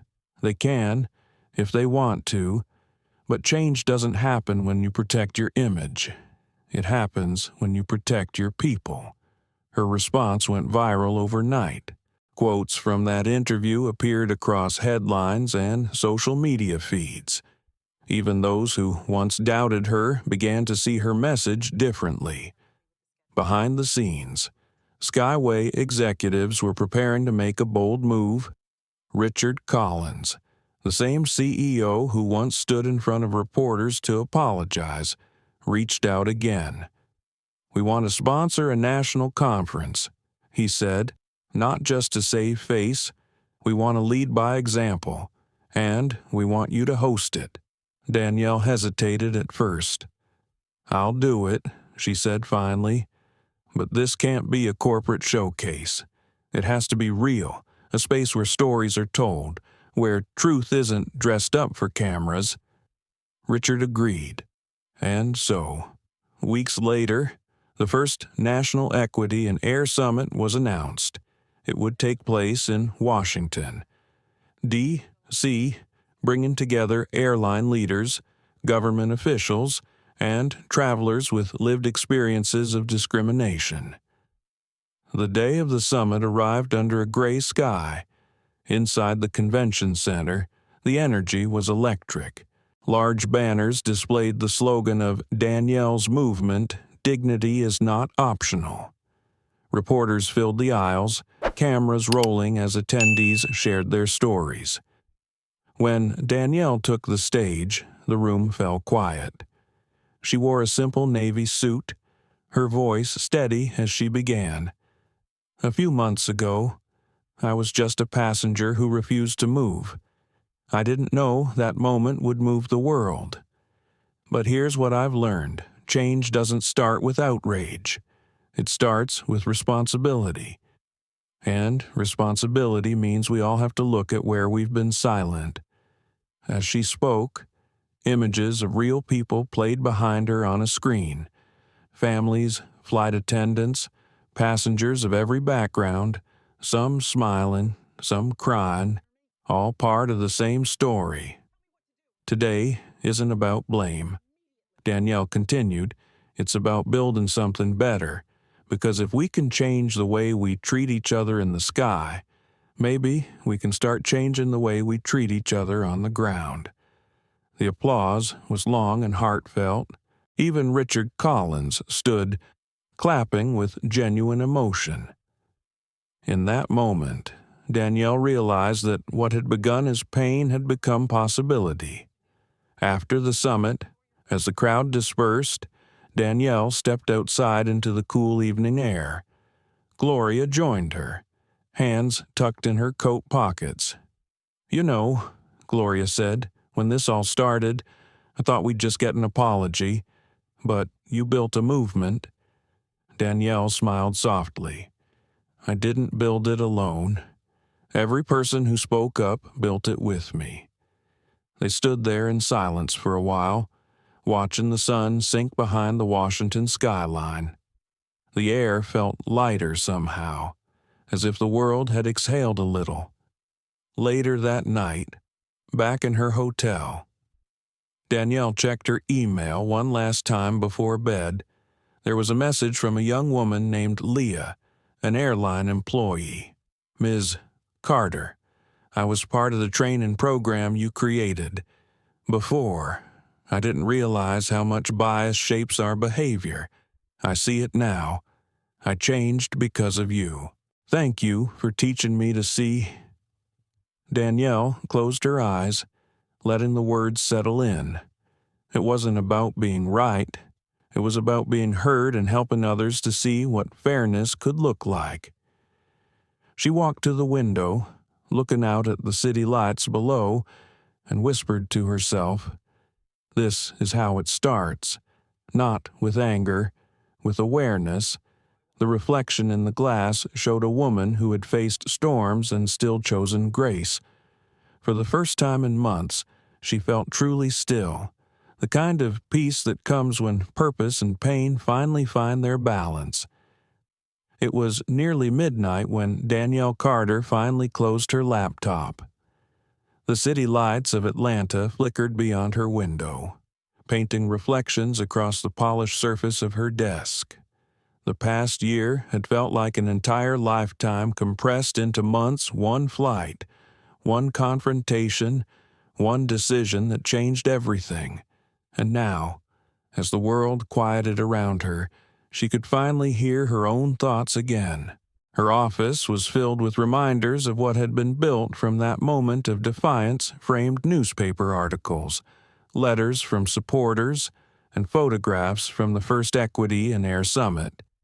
Each one told a story of progress, of people who refused to stay silent. Yet tonight, Danielle didn't feel triumphant. She felt reflective, almost tender. Change had come, but it came with a cost, the kind that left invisible marks on the soul. She leaned back in her chair, thinking about the beginning, about that morning at the airport, The weight of the flight attendant's words, the tension in her chest when she said no. She remembered how her voice had trembled at first, how she had to remind herself she belonged there. The memory wasn't painful anymore, but it was still vivid, like a photograph she could never quite put away. A soft knock came at the door. Maya peeked her head in, holding a cup of herbal tea. "You're still here," she said gently. Danielle smiled faintly. "You know me. I don't rest until the world does." Maya laughed and placed the cup on the desk. "Well, the world can wait until morning. You deserve a break. Danielle." Danielle nodded but didn't move. "Do you ever wonder," she said quietly, "if all this noise actually changes anything?" Maya leaned against the door frame, thoughtful. "I think it does. Maybe not all at once, but piece by piece. You changed how people talk about respect. You gave it a name." Danielle looked out the window. "Sometimes I just wish it didn't have to come from so much pain. Maybe that's the only way change ever shows up," Maya said softly. "It knocks where it hurts the most." They stood in silence for a moment before Maya smiled and added, "Also, you look exhausted. Go home. The revolution will still be here tomorrow." Danielle laughed, the kind of laugh that comes from deep in the chest. All right, you win." After Maya left, Danielle gathered her things and stepped out into the cool night. The city hummed quietly, streetlights glowing like stars on the pavement. As she walked to her car, she passed a billboard that caught her eye. It was an ad for Skyway Airlines' bold letters across a bright blue sky: "Fly fair, fly forward." For a moment, she stopped and just stared. The tagline wasn't hers, but the message was born from her story. She felt an unexpected mix of pride and sadness. Progress, she realized, often looked cleaner in advertising than it felt in real life. The next morning, Danielle visited her father's house, a small brick home just outside the city. He was sitting on the porch, reading the paper, wearing the same old hat he'd had since her college graduation. When he saw her, his face lit up. "There she is," he said warmly, "my world changer." She smiled, taking a seat beside him. "World's too big. Daddy, I just changed a corner of it." He folded the newspaper and looked at her. "That's how every big change starts. Baby, you fix one corner, then another, and before you know it, the whole room looks different." She rested her head lightly on his shoulder, breathing in the familiar scent of his cologne mixed with morning coffee. "Do you ever get tired of fighting, Daddy?" He chuckled softly. "I used to. Then I realized the fight's not about winning every time. It's about showing up so the next person doesn't have to fight alone." Those words stayed with her long after she left his porch. Back at her office, she opened her notebook, the same one she'd carried since that flight, and flipped to a fresh page. At the top, she wrote a single question: "What comes after courage?" She didn't know the answer yet, but she suspected it was something like healing. That afternoon, a letter arrived at Equity and Air. It was handwritten, the envelope slightly creased. Inside was a note from a teenage girl named Ava who lived in Chicago. "Dear Ms. Carter, I saw your story in school. My teacher said you stood up for yourself even when everyone wanted you to give in. I'm not on planes, but sometimes I feel the same way in class. When people don't think I belong, I remember you did. Thank you." Danielle read it twice, her eyes softening. Then she smiled and whispered, "You belong everywhere, Ava." Later that evening, she held a small gathering at the office, a mix of volunteers, interns, and new partners. They toasted to another successful year, laughter filling the room like music. Yet, amid the celebration, Danielle found herself quietly watching everyone else, her heart full but grounded. These were the people who turned one act of defiance into a collective mission. She was proud, not of herself, but of them. As the knot wound down, Gloria arrived, ever composed, ever perceptive. "You look like a woman finally catching her breath," she said. Danielle chuckled. "Maybe just for tonight." Gloria smiled knowingly. "You've done something rare, Danielle. You didn't just make headlines. You changed hearts. That's the kind of work that lasts." Danielle looked at her friend, her mentor, and nodded. "It's funny. I used to think courage was loud, that it had to roar. But now I think it's quieter than that. It's the whisper that says, 'I'll stand my ground,' even when no one else is watching." Gloria reached over, squeezing her hand. "And you did. You stood tall, and the world noticed." The following week, Danielle traveled to Washington again. This time not for hearings or speeches, but for something quieter, a closed-door meeting with a new group of lawmakers drafting a federal bill inspired by her story. Tentatively titled the Passenger Protection and Equality Act, it aimed to make anti-discrimination policies mandatory for all transportation companies nationwide. As she left the Capitol building later that day, reporters shouted her name. One of them asked, "Ms. Carter, do you feel like your journey is complete?" She paused, then turned slightly toward the cameras. "No journey toward justice is ever complete," she said with a calm smile. "But I think we're finally flying in the right direction." That night, back in her hotel room, she stood by the window, the city of Washington glowing below her. Airplanes crossed the sky, their lights blinking softly against the darkness. She thought about all the people sitting in those seats, strangers from every background, all moving toward somewhere new. She whispered quietly, almost to herself, "May every seat feel earned. May every flight be fair." The reflection of her face in the glass looked calm, steady, at peace. For the first time in a long time, she wasn't thinking about battles or backlash. She was thinking about beginnings. The world outside Danielle Carter's window had begun to move slower. The whirlwind of media, courtrooms, conferences, and interviews had quieted into something more sustainable, almost gentle. A year had passed since the hearing, and though her story still echoed across headlines from time to time, it no longer defined her. What defined her now was what came after the quiet work, the consistent change, the ordinary days that still carried extraordinary weight.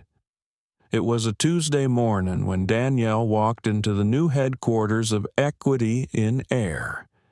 The building was modest but filled with light, every wall lined with photographs of people whose lives had been touched by the organization's mission. Volunteers worked at desks, some on phone calls, others reviewing reports. The sound of typing, the hum of printers, and soft laughter made the office feel alive. Maya greeted her at the door with a folder in hand. "Morning, boss," she said cheerfully. "Guess what? We just got word the bill passed the first committee review." Danielle stopped mid-step, her eyes widening. "You mean the Passenger Protection and Equality Act?" Maya grinned. "That's the one. It's moving forward to the full House next month." For a moment, Danielle just stood there, absorbing it. The legislation that had begun as a conversation in a small hotel room was now one step away from becoming law. She exhaled slowly. "Maya, do you realize what this means?" Maya nodded, smiling with the kind of pride that comes from witnessing something historic. "Yeah, I do. It means no one can be asked to move again just because someone else thinks they deserve the seat more." Danielle felt her throat tighten. It means that little girl in Chicago won't have to wonder if she belongs. Maya handed her the folder. "It also means you've got interviews booked all week. Everyone wants to hear from you again." Danielle laughed softly. "Of course they do." As the morning rolled on, Danielle stepped into her office. On her desk sat a photo of her team from the summit in Washington. All smiling, all standing shoulder to shoulder. The caption beneath it read, "We belong everywhere." She ran her fingers along the frame, her heart warm. A few hours later, she met with Gloria Pierce at their usual cafe downtown. Gloria was already waiting, papers spread neatly across the table, her glasses perched low on her nose. "You look good," she said, sipping her tea. "Lighter?" Danielle smiled. "It feels like I can finally breathe again." Gloria nodded. "You've earned that breath. You did what few people can. You turned a wound into a window." Danielle tilted her head. "A window." "Yeah," Gloria said. "Something people can see through, learn from, and maybe even open wider." Danielle smiled at that. "I like that." They talked for a while about the bill, the future of equity in air, and the next steps. But before they left, Gloria placed a small envelope on the table. "This came to my office yesterday. I thought you should have it." Danielle opened it slowly. Inside was a handwritten note from Richard Collins. "Dear Ms. Carter, we just completed our first year under the new Equity Standards program. Our staff diversity has increased by 40%, and passenger complaints of bias have dropped significantly. I don't know if I ever said it properly, but thank you. You didn't just change my company. You changed me." She folded the letter carefully, feeling something gentle rise in her chest. "He got there," she whispered. "Some people just need time," Gloria said softly. Later that week, Danielle flew to Washington again, not for hearings this time, but for the bill signing ceremony. The flight attendant who greeted her recognized her immediately. "Ms. Carter," she said warmly, "it's an honor to have you on board." Danielle smiled. "It's an honor to be here." She took her seat by the window first class. As always, but this time, the moment felt lighter. The cabin crew treated her like anyone else, and that, she realized, was the point. Progress wasn't about special treatment. It was about equal treatment that no longer needed explanation. When the plane landed in D.C., the air was crisp and bright. The ceremony was held on the steps of the Capitol, with press and officials gathered to witness it. Danielle stood quietly in the crowd, not at the podium, but among the people, watching as lawmakers signed the act into law. The flash of cameras, the sound of pens clicking, it all felt surreal. When the ceremony ended, a reporter found her. "Ms. Carter, you started all this. How does it feel seeing it finally happen?" Danielle paused before answering. "It feels peaceful," she said, "like the world just got a little fairer." That night, back in her hotel room, she called her father. "It's official." "Daddy," she said softly, "the bill passed." He chuckled, pride glowing in his voice. "I knew it would. You see, baby, when truth takes its time, it always gets there." Danielle smiled through tears. "I wish Mom could see this." "She does," he said. "Every time someone stands up because you did, She's watching." After they hung up, Danielle walked to the window again. Outside, the city lights flickered like stars. She thought about all the people she'd met along the way. The ones who believed, the ones who doubted, the ones who tried to silence her, and the ones who stood beside her anyway. Each of them had shaped this journey in some way. She opened her notebook and wrote, "Justice isn't loud. It's steady. It doesn't roar, it rises." A week later, back in Atlanta, the Equity and Air office held a small celebration. No cameras, no press, just laughter, hugs, and shared memories. Maya brought cupcakes, Gloria brought champagne, and someone played soft jazz from a Bluetooth speaker. Danielle gave a short speech. "I used to think justice was a moment," she said, "but it's not. It's a rhythm. It's every small act of fairness that happens when no one's watching. You all are that rhythm. You made this real." Everyone raised their glasses, clinking gently. "To fairness," Maya said. "To flight," Gloria added with a grin. Danielle lifted her glass last. "To never moving again for anyone's comfort but our own." As the laughter filled the room, Danielle stepped outside for a moment of quiet. The night air was cool, the city calm. Above her, a plane crossed the sky, its lights blinking steadily in the dark. She followed it with her eyes until it disappeared into the horizon. She smiled to herself, feeling both the weight and the release of everything that had come before. It wasn't about victory anymore, it was about balance, the kind of peace that comes when you know you've done what you were meant to do. She whispered softly, almost to the wind, "We made it," and somewhere out there, above the clouds, the sky seemed to answer back. It was early spring in Atlanta when the letter arrived. The rain had just stopped, leaving soft ripples of sunlight stretching across the city.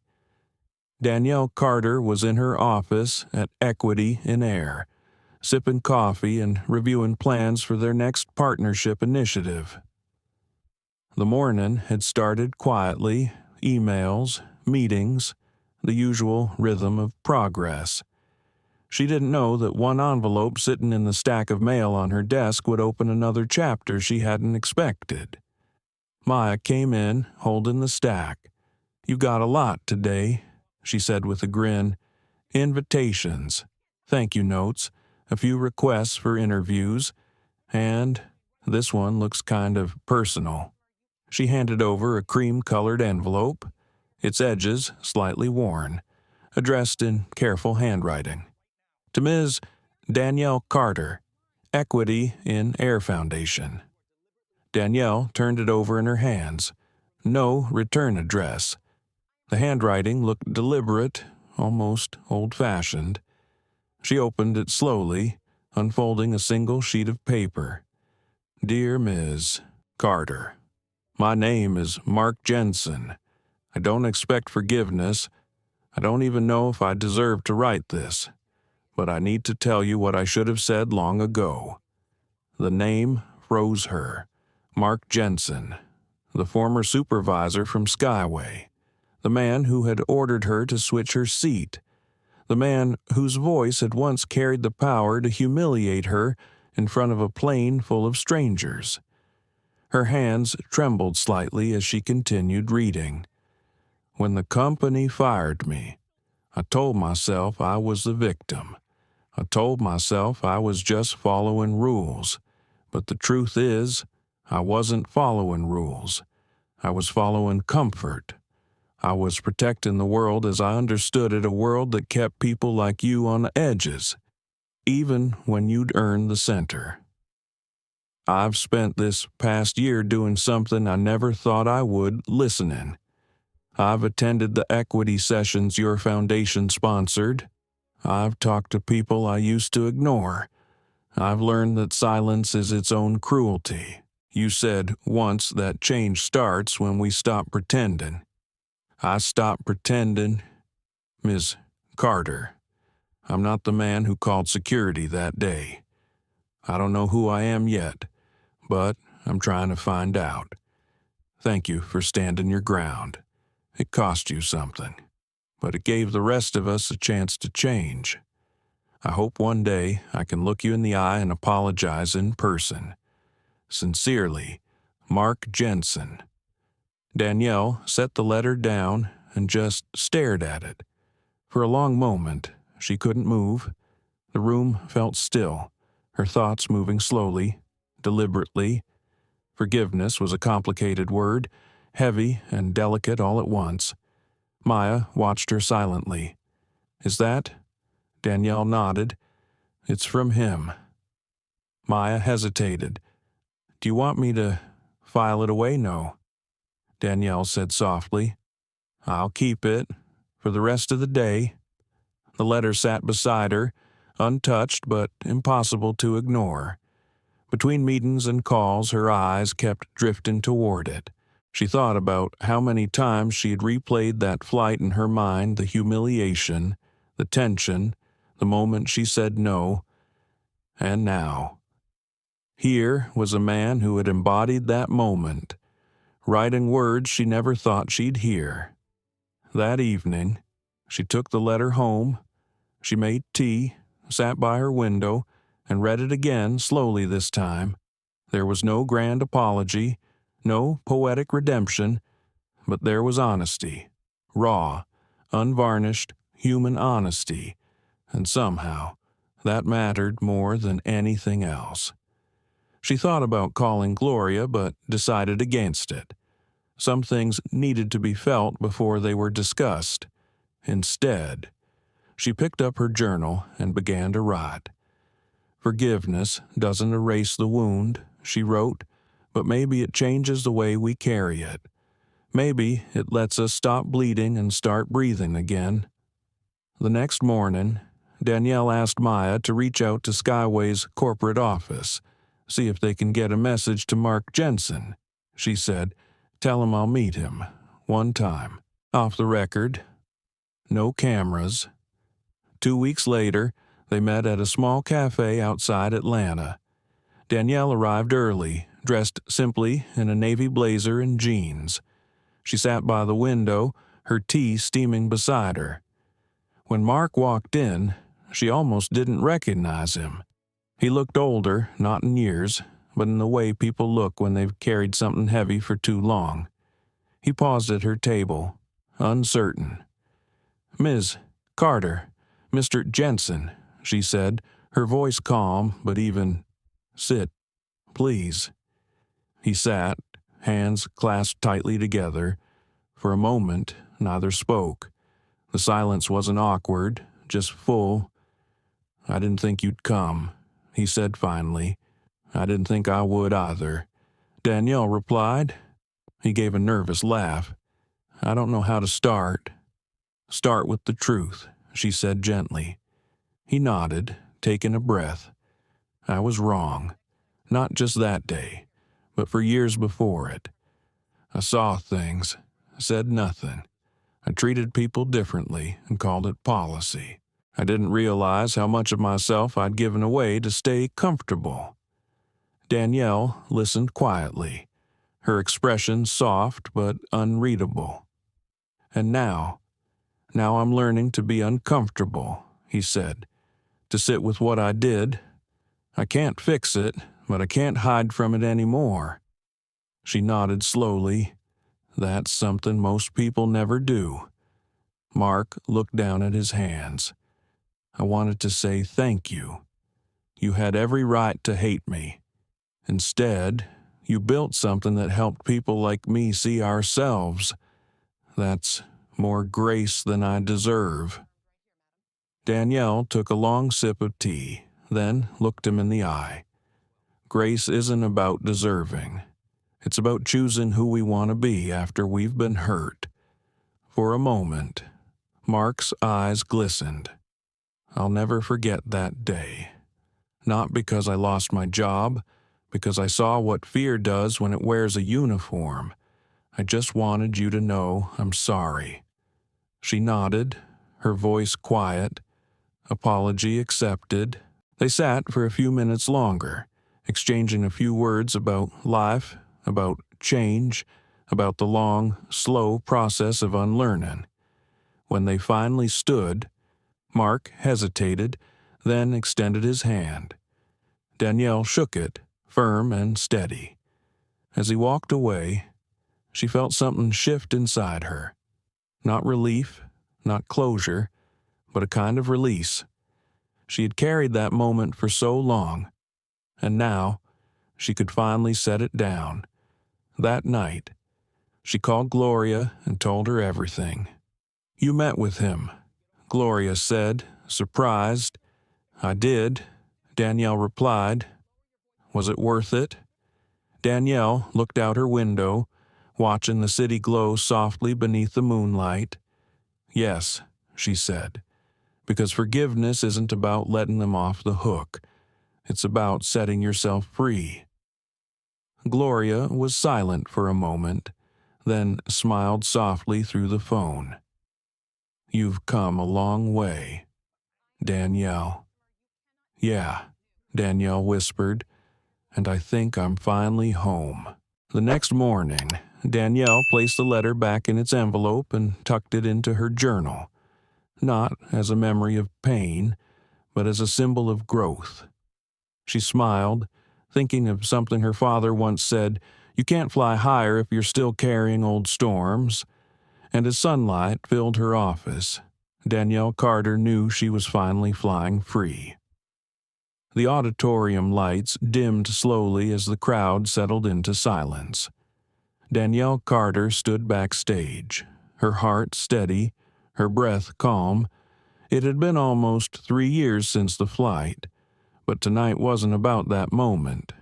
Tonight was about everything that followed.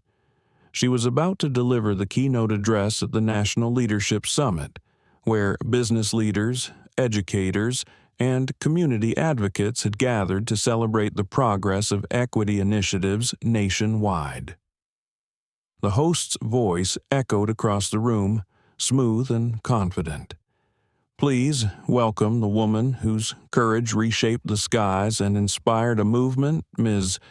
Danielle Carter." Applause filled the room, long and thunderous. Danielle stepped into the light. The sight before her was breathtaking, a sea of faces, young and old, from every background. She smiled, pausing for just a second to take it in. "Good evening," she began, her tone warm and calm. "I've stood on many stages, but every time I do, I still remember where it started. A single moment, a single choice, and a single word no." The room was still. "I used to think strength meant being fearless," she continued. "But strength isn't about not feeling afraid. It's about choosing to do what's right even when your voice shakes. 3 years ago, I sat on a plane and realized something simple but powerful. Respect is not a luxury, it's a right.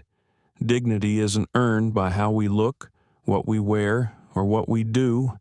It's inherent, and if we don't defend it, someone will always try to take it away."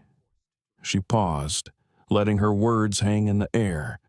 What I didn't know back then was how far that one moment would reach. I didn't know it would spark conversations in boardrooms, classrooms, and living rooms. I didn't know it would lead to laws being written or companies being changed. But I did know one thing: it was worth it. The audience erupted again, but Danielle raised her hand gently. "Don't clap for me," she said with a soft smile. "Clap for the people who spoke up after me." The flight attendant who refused to stay silent when she saw another passenger treated unfairly. The young woman who recorded her experience and demanded accountability.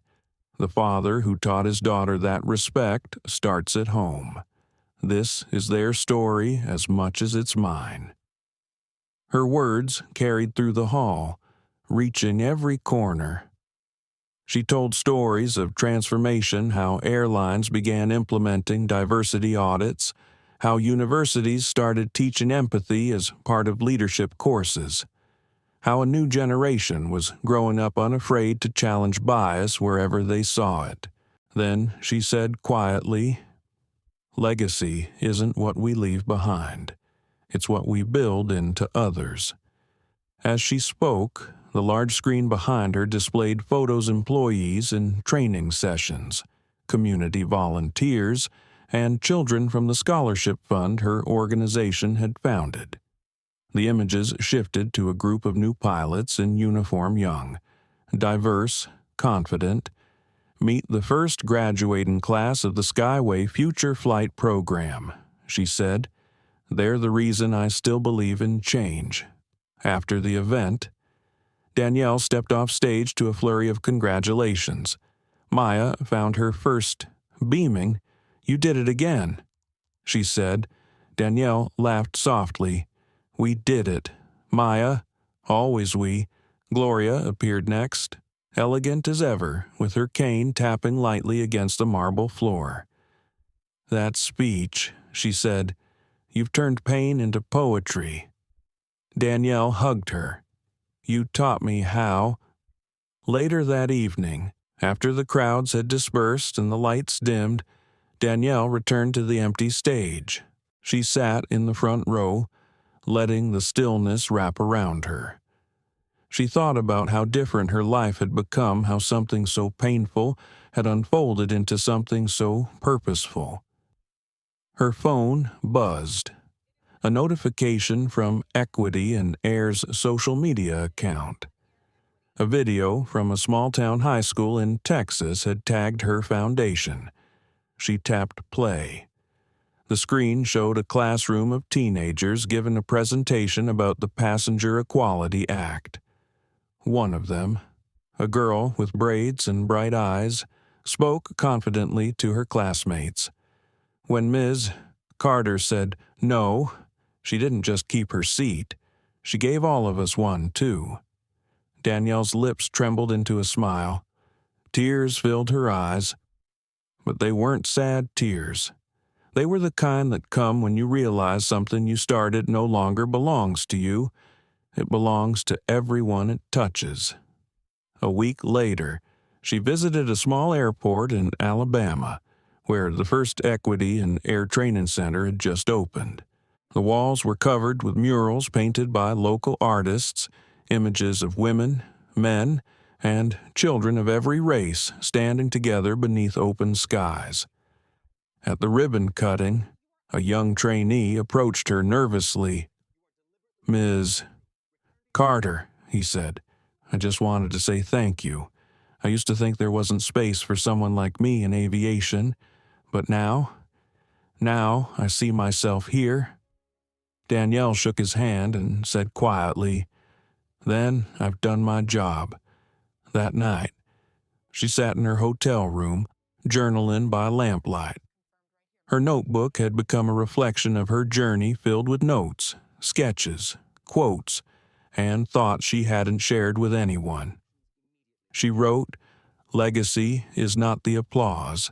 It's the echo that remains when the world grows quiet." She looked up from the page, gazing at the moon outside her window. It was full and silver, bathing everything in soft light. She whispered, "Mom, we're doing it. We're still flying." The next morning, she returned to Atlanta to find a surprise waiting for her at the office. Maya had gathered the whole team in the conference room. "You're going to want to see this," she said with a grin. She clicked a remote, and a video started playing on the big screen. It was a message from the Secretary of Transportation. "Ms. Carter," the official said, "your story has reshaped the way we view equality in public service and travel.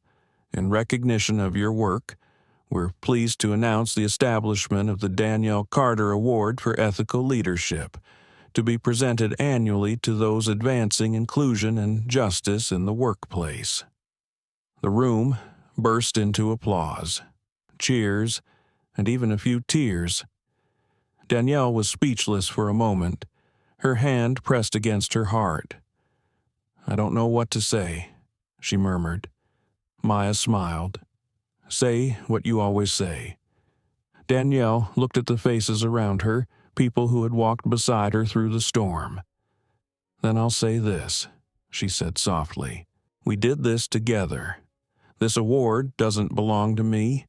It belongs to everyone who ever said, 'This isn't right,' and refused to sit down." The day ended with celebration, laughter, and stories from everyone in the office. But when the sun set and the building grew quiet, Danielle stayed behind. She stood by the window once more, watching the city hum beneath her. She thought of the woman on that plane 3 years ago, nervous, angry, holding her ground because something inside her refused to yield. She whispered to herself, "I'm proud of her." Outside, a plane soared through the evening sky, its lights blinking softly.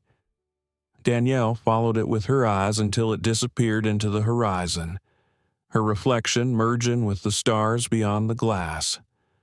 Her phone buzzed again, a message from her father. "Saw the news.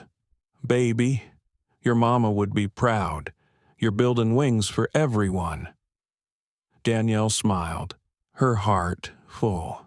The story that began with a seat had become something much larger, a movement, a memory, a legacy. She picked up her pen and wrote one final line in her journal that night. "When courage sits down, change stands up." The sun was beginning to set over Atlanta, bathing the skyline in a soft gold light that shimmered off glass towers and whispered across the horizon. Danielle Carter sat quietly in her office, the same one that had witnessed every chapter of her journey, every tear, every triumph, every turning point. Papers were stacked neatly on her desk, framed awards lined the wall, and in the corner sat her suitcase, already packed. It wasn't for a conference or another speech this time. It was for something simpler, something she hadn't done in years of vacation. Maya leaned against the doorway with her usual bright smile. "You're really doing it," she said. "A whole week with no work calls, no interviews, no meetings." Danielle laughed softly. "I promised my father I'd come visit him, and this time I'm keeping that promise." Maya crossed her arms, pretending to look stern. "You deserve it, but knowing you, you'll probably start mentoring a flight attendant mid-air."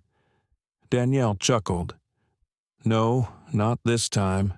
This time, I'm just a passenger." She picked up her suitcase, feeling its comfortable weight. "Hold down the fort while I'm gone." Maya nodded. Always. An hour later, Danielle stood at the airport terminal, her ticket in hand. The hum of travelers filled the air, families reuniting, business people hurrying, children laughing. For a moment, she just stood there and took it all in. Airports used to feel heavy for her, like memories waiting to ambush. But today, it felt different. Lighter. As she boarded the plane, the flight attendant greeted her warmly. "Good evening, Ms. Carter. Welcome aboard." Danielle smiled. "Thank you." She found her seat first class, window side. The seatbelt clicked into place, a sound so simple yet oddly symbolic. As the plane began to taxi down the runway, she looked out at the sunset blazing across the clouds. For the first time in a long time, she felt peace, not the kind that came from victory, but the kind that came from acceptance. Mid-flight, the woman seated beside her turned and smiled. "Excuse me," she said softly. "Are you Danielle Carter?" Danielle hesitated, surprised. "Yes, I am." The woman's eyes brightened. "I thought so.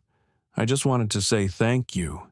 My daughter's studying aviation because of you, She says you made her believe she could belong anywhere." Danielle's chest warmed.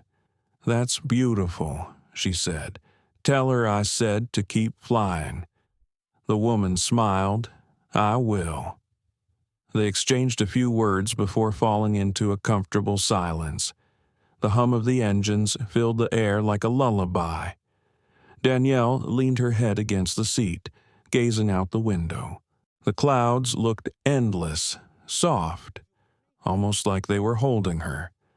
She closed her eyes, memories drifting through her mind like pages in a book, the confrontation, the media storm, the hearings, the letters, the awards, the faces of people whose lives had intersected with hers.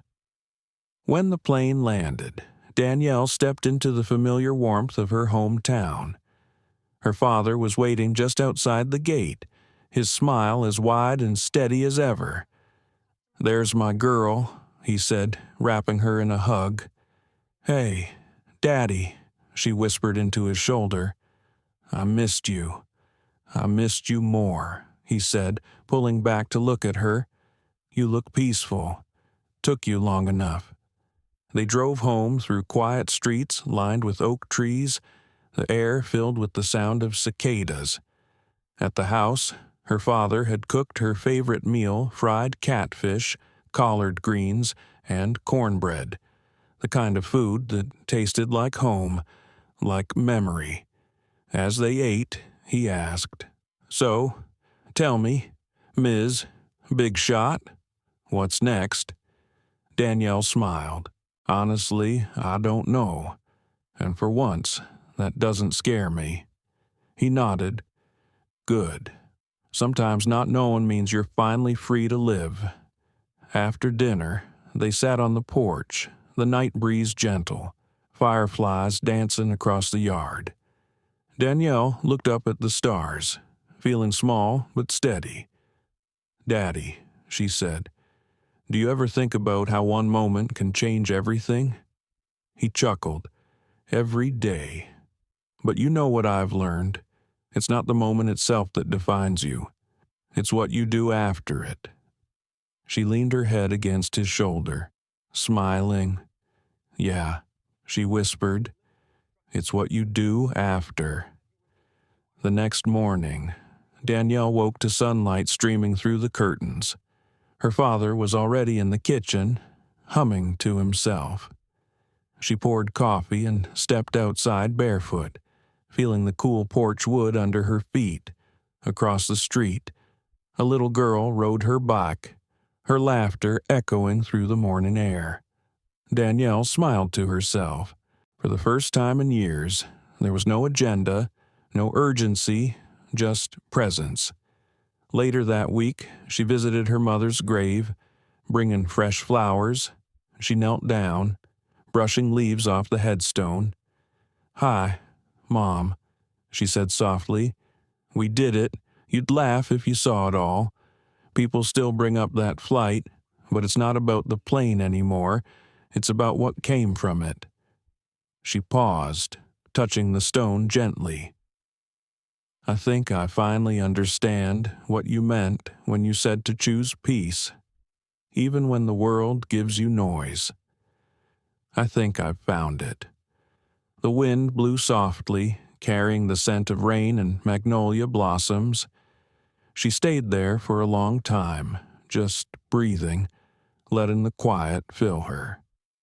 That evening, she returned to her father's house and found an old box tucked in the attic. Inside were her childhood journals, drawings, and a single photograph her first airplane ride with her mom. She must have been 6, grinning with missing teeth, holding her mother's hand. On the back, written in her mother's lupin handwriting, were 3 words, "Always keep flying." Danielle smiled through tears. "I will, Mom," she whispered. "I still am." A few days later, as her trip came to an end, she sat at the airport again, ready to return to Atlanta. As she waited to board, a young man in uniform approached her. "Ms. Carter," he said. "I'm a pilot with Skyway now. We were trained under the new program. I just wanted to say you changed what it means to fly." Danielle looked up at him, pride and gratitude shining in her eyes. "Then, you're the proof it worked," she said. When she boarded the plane, she found her seat once more first class, window side, the same spot where everything had begun. The flight attendant smiled. "Would you like a drink before takeoff, Ms. Carter?" She smiled back. "Just water. Thank you." As the engines roared to life and the plane began to rise, Danielle gazed out the window. The city grew smaller beneath her, lights twinkling like constellations. She thought about the long journey from that one unfair request to this moment of quiet peace. Her reflection in the glass looked older, wiser, but calm. She whispered softly, "Sometimes the hardest battles lead to the smoothest skies." When the plane reached cruising altitude, the captain's voice came over the intercom. "Ladies and gentlemen, welcome aboard. We'd like to take a moment to recognize a very special passenger flying with us today, Ms. Danielle Carter. Because of her courage, thousands of passengers now fly in a fairer, kinder sky." Applause rippled through the cabin. Danielle covered her mouth, overwhelmed. The woman next to her smiled warmly. "That's you?" "Huh." Danielle nodded, her eyes glistening. "That's me." She leaned back in her seat, feeling the hum of the engines beneath her, the steady rhythm of flight. Outside, the sky stretched endlessly ahead, a vast, open reminder that courage, once set in motion, never truly lands. It keeps flying. Always. The story of Danielle Carter isn't just about one flight or one act of defiance. It's about the everyday courage that lives inside each of us. Her journey reminds us that respect isn't granted by others. It's claimed by standing tall, even when it's uncomfortable. Danielle's no was never about rebellion. It was about reclaiming her voice in a world that too often asks people to shrink to fit in. She showed that real strength is quiet, composed, and deeply human. That forgiveness doesn't erase the wound, but it transforms the pain into power. For those of us watching, especially in our later years, this story whispers something profound. It's never too late to draw your line, to speak your truth, or to make peace with your past. The storms we face don't define us. How we rise from them does. In life, you may not always control how others treat you, but, like Danielle, you can always choose how you respond. And sometimes, that choice, that one steady, calm act of courage, is what changes everything. So, wherever you are, take this story as a gentle reminder. Hold your seat, keep your dignity, and never underestimate the ripple your courage might create. Thank you for watching and feeling this story with us. If Danielle's journey moved you even a little, please take a moment to like, share, and subscribe. Your support helps us bring more stories of hope, courage, and humanity to life. Because sometimes one story can remind the world to stand tall.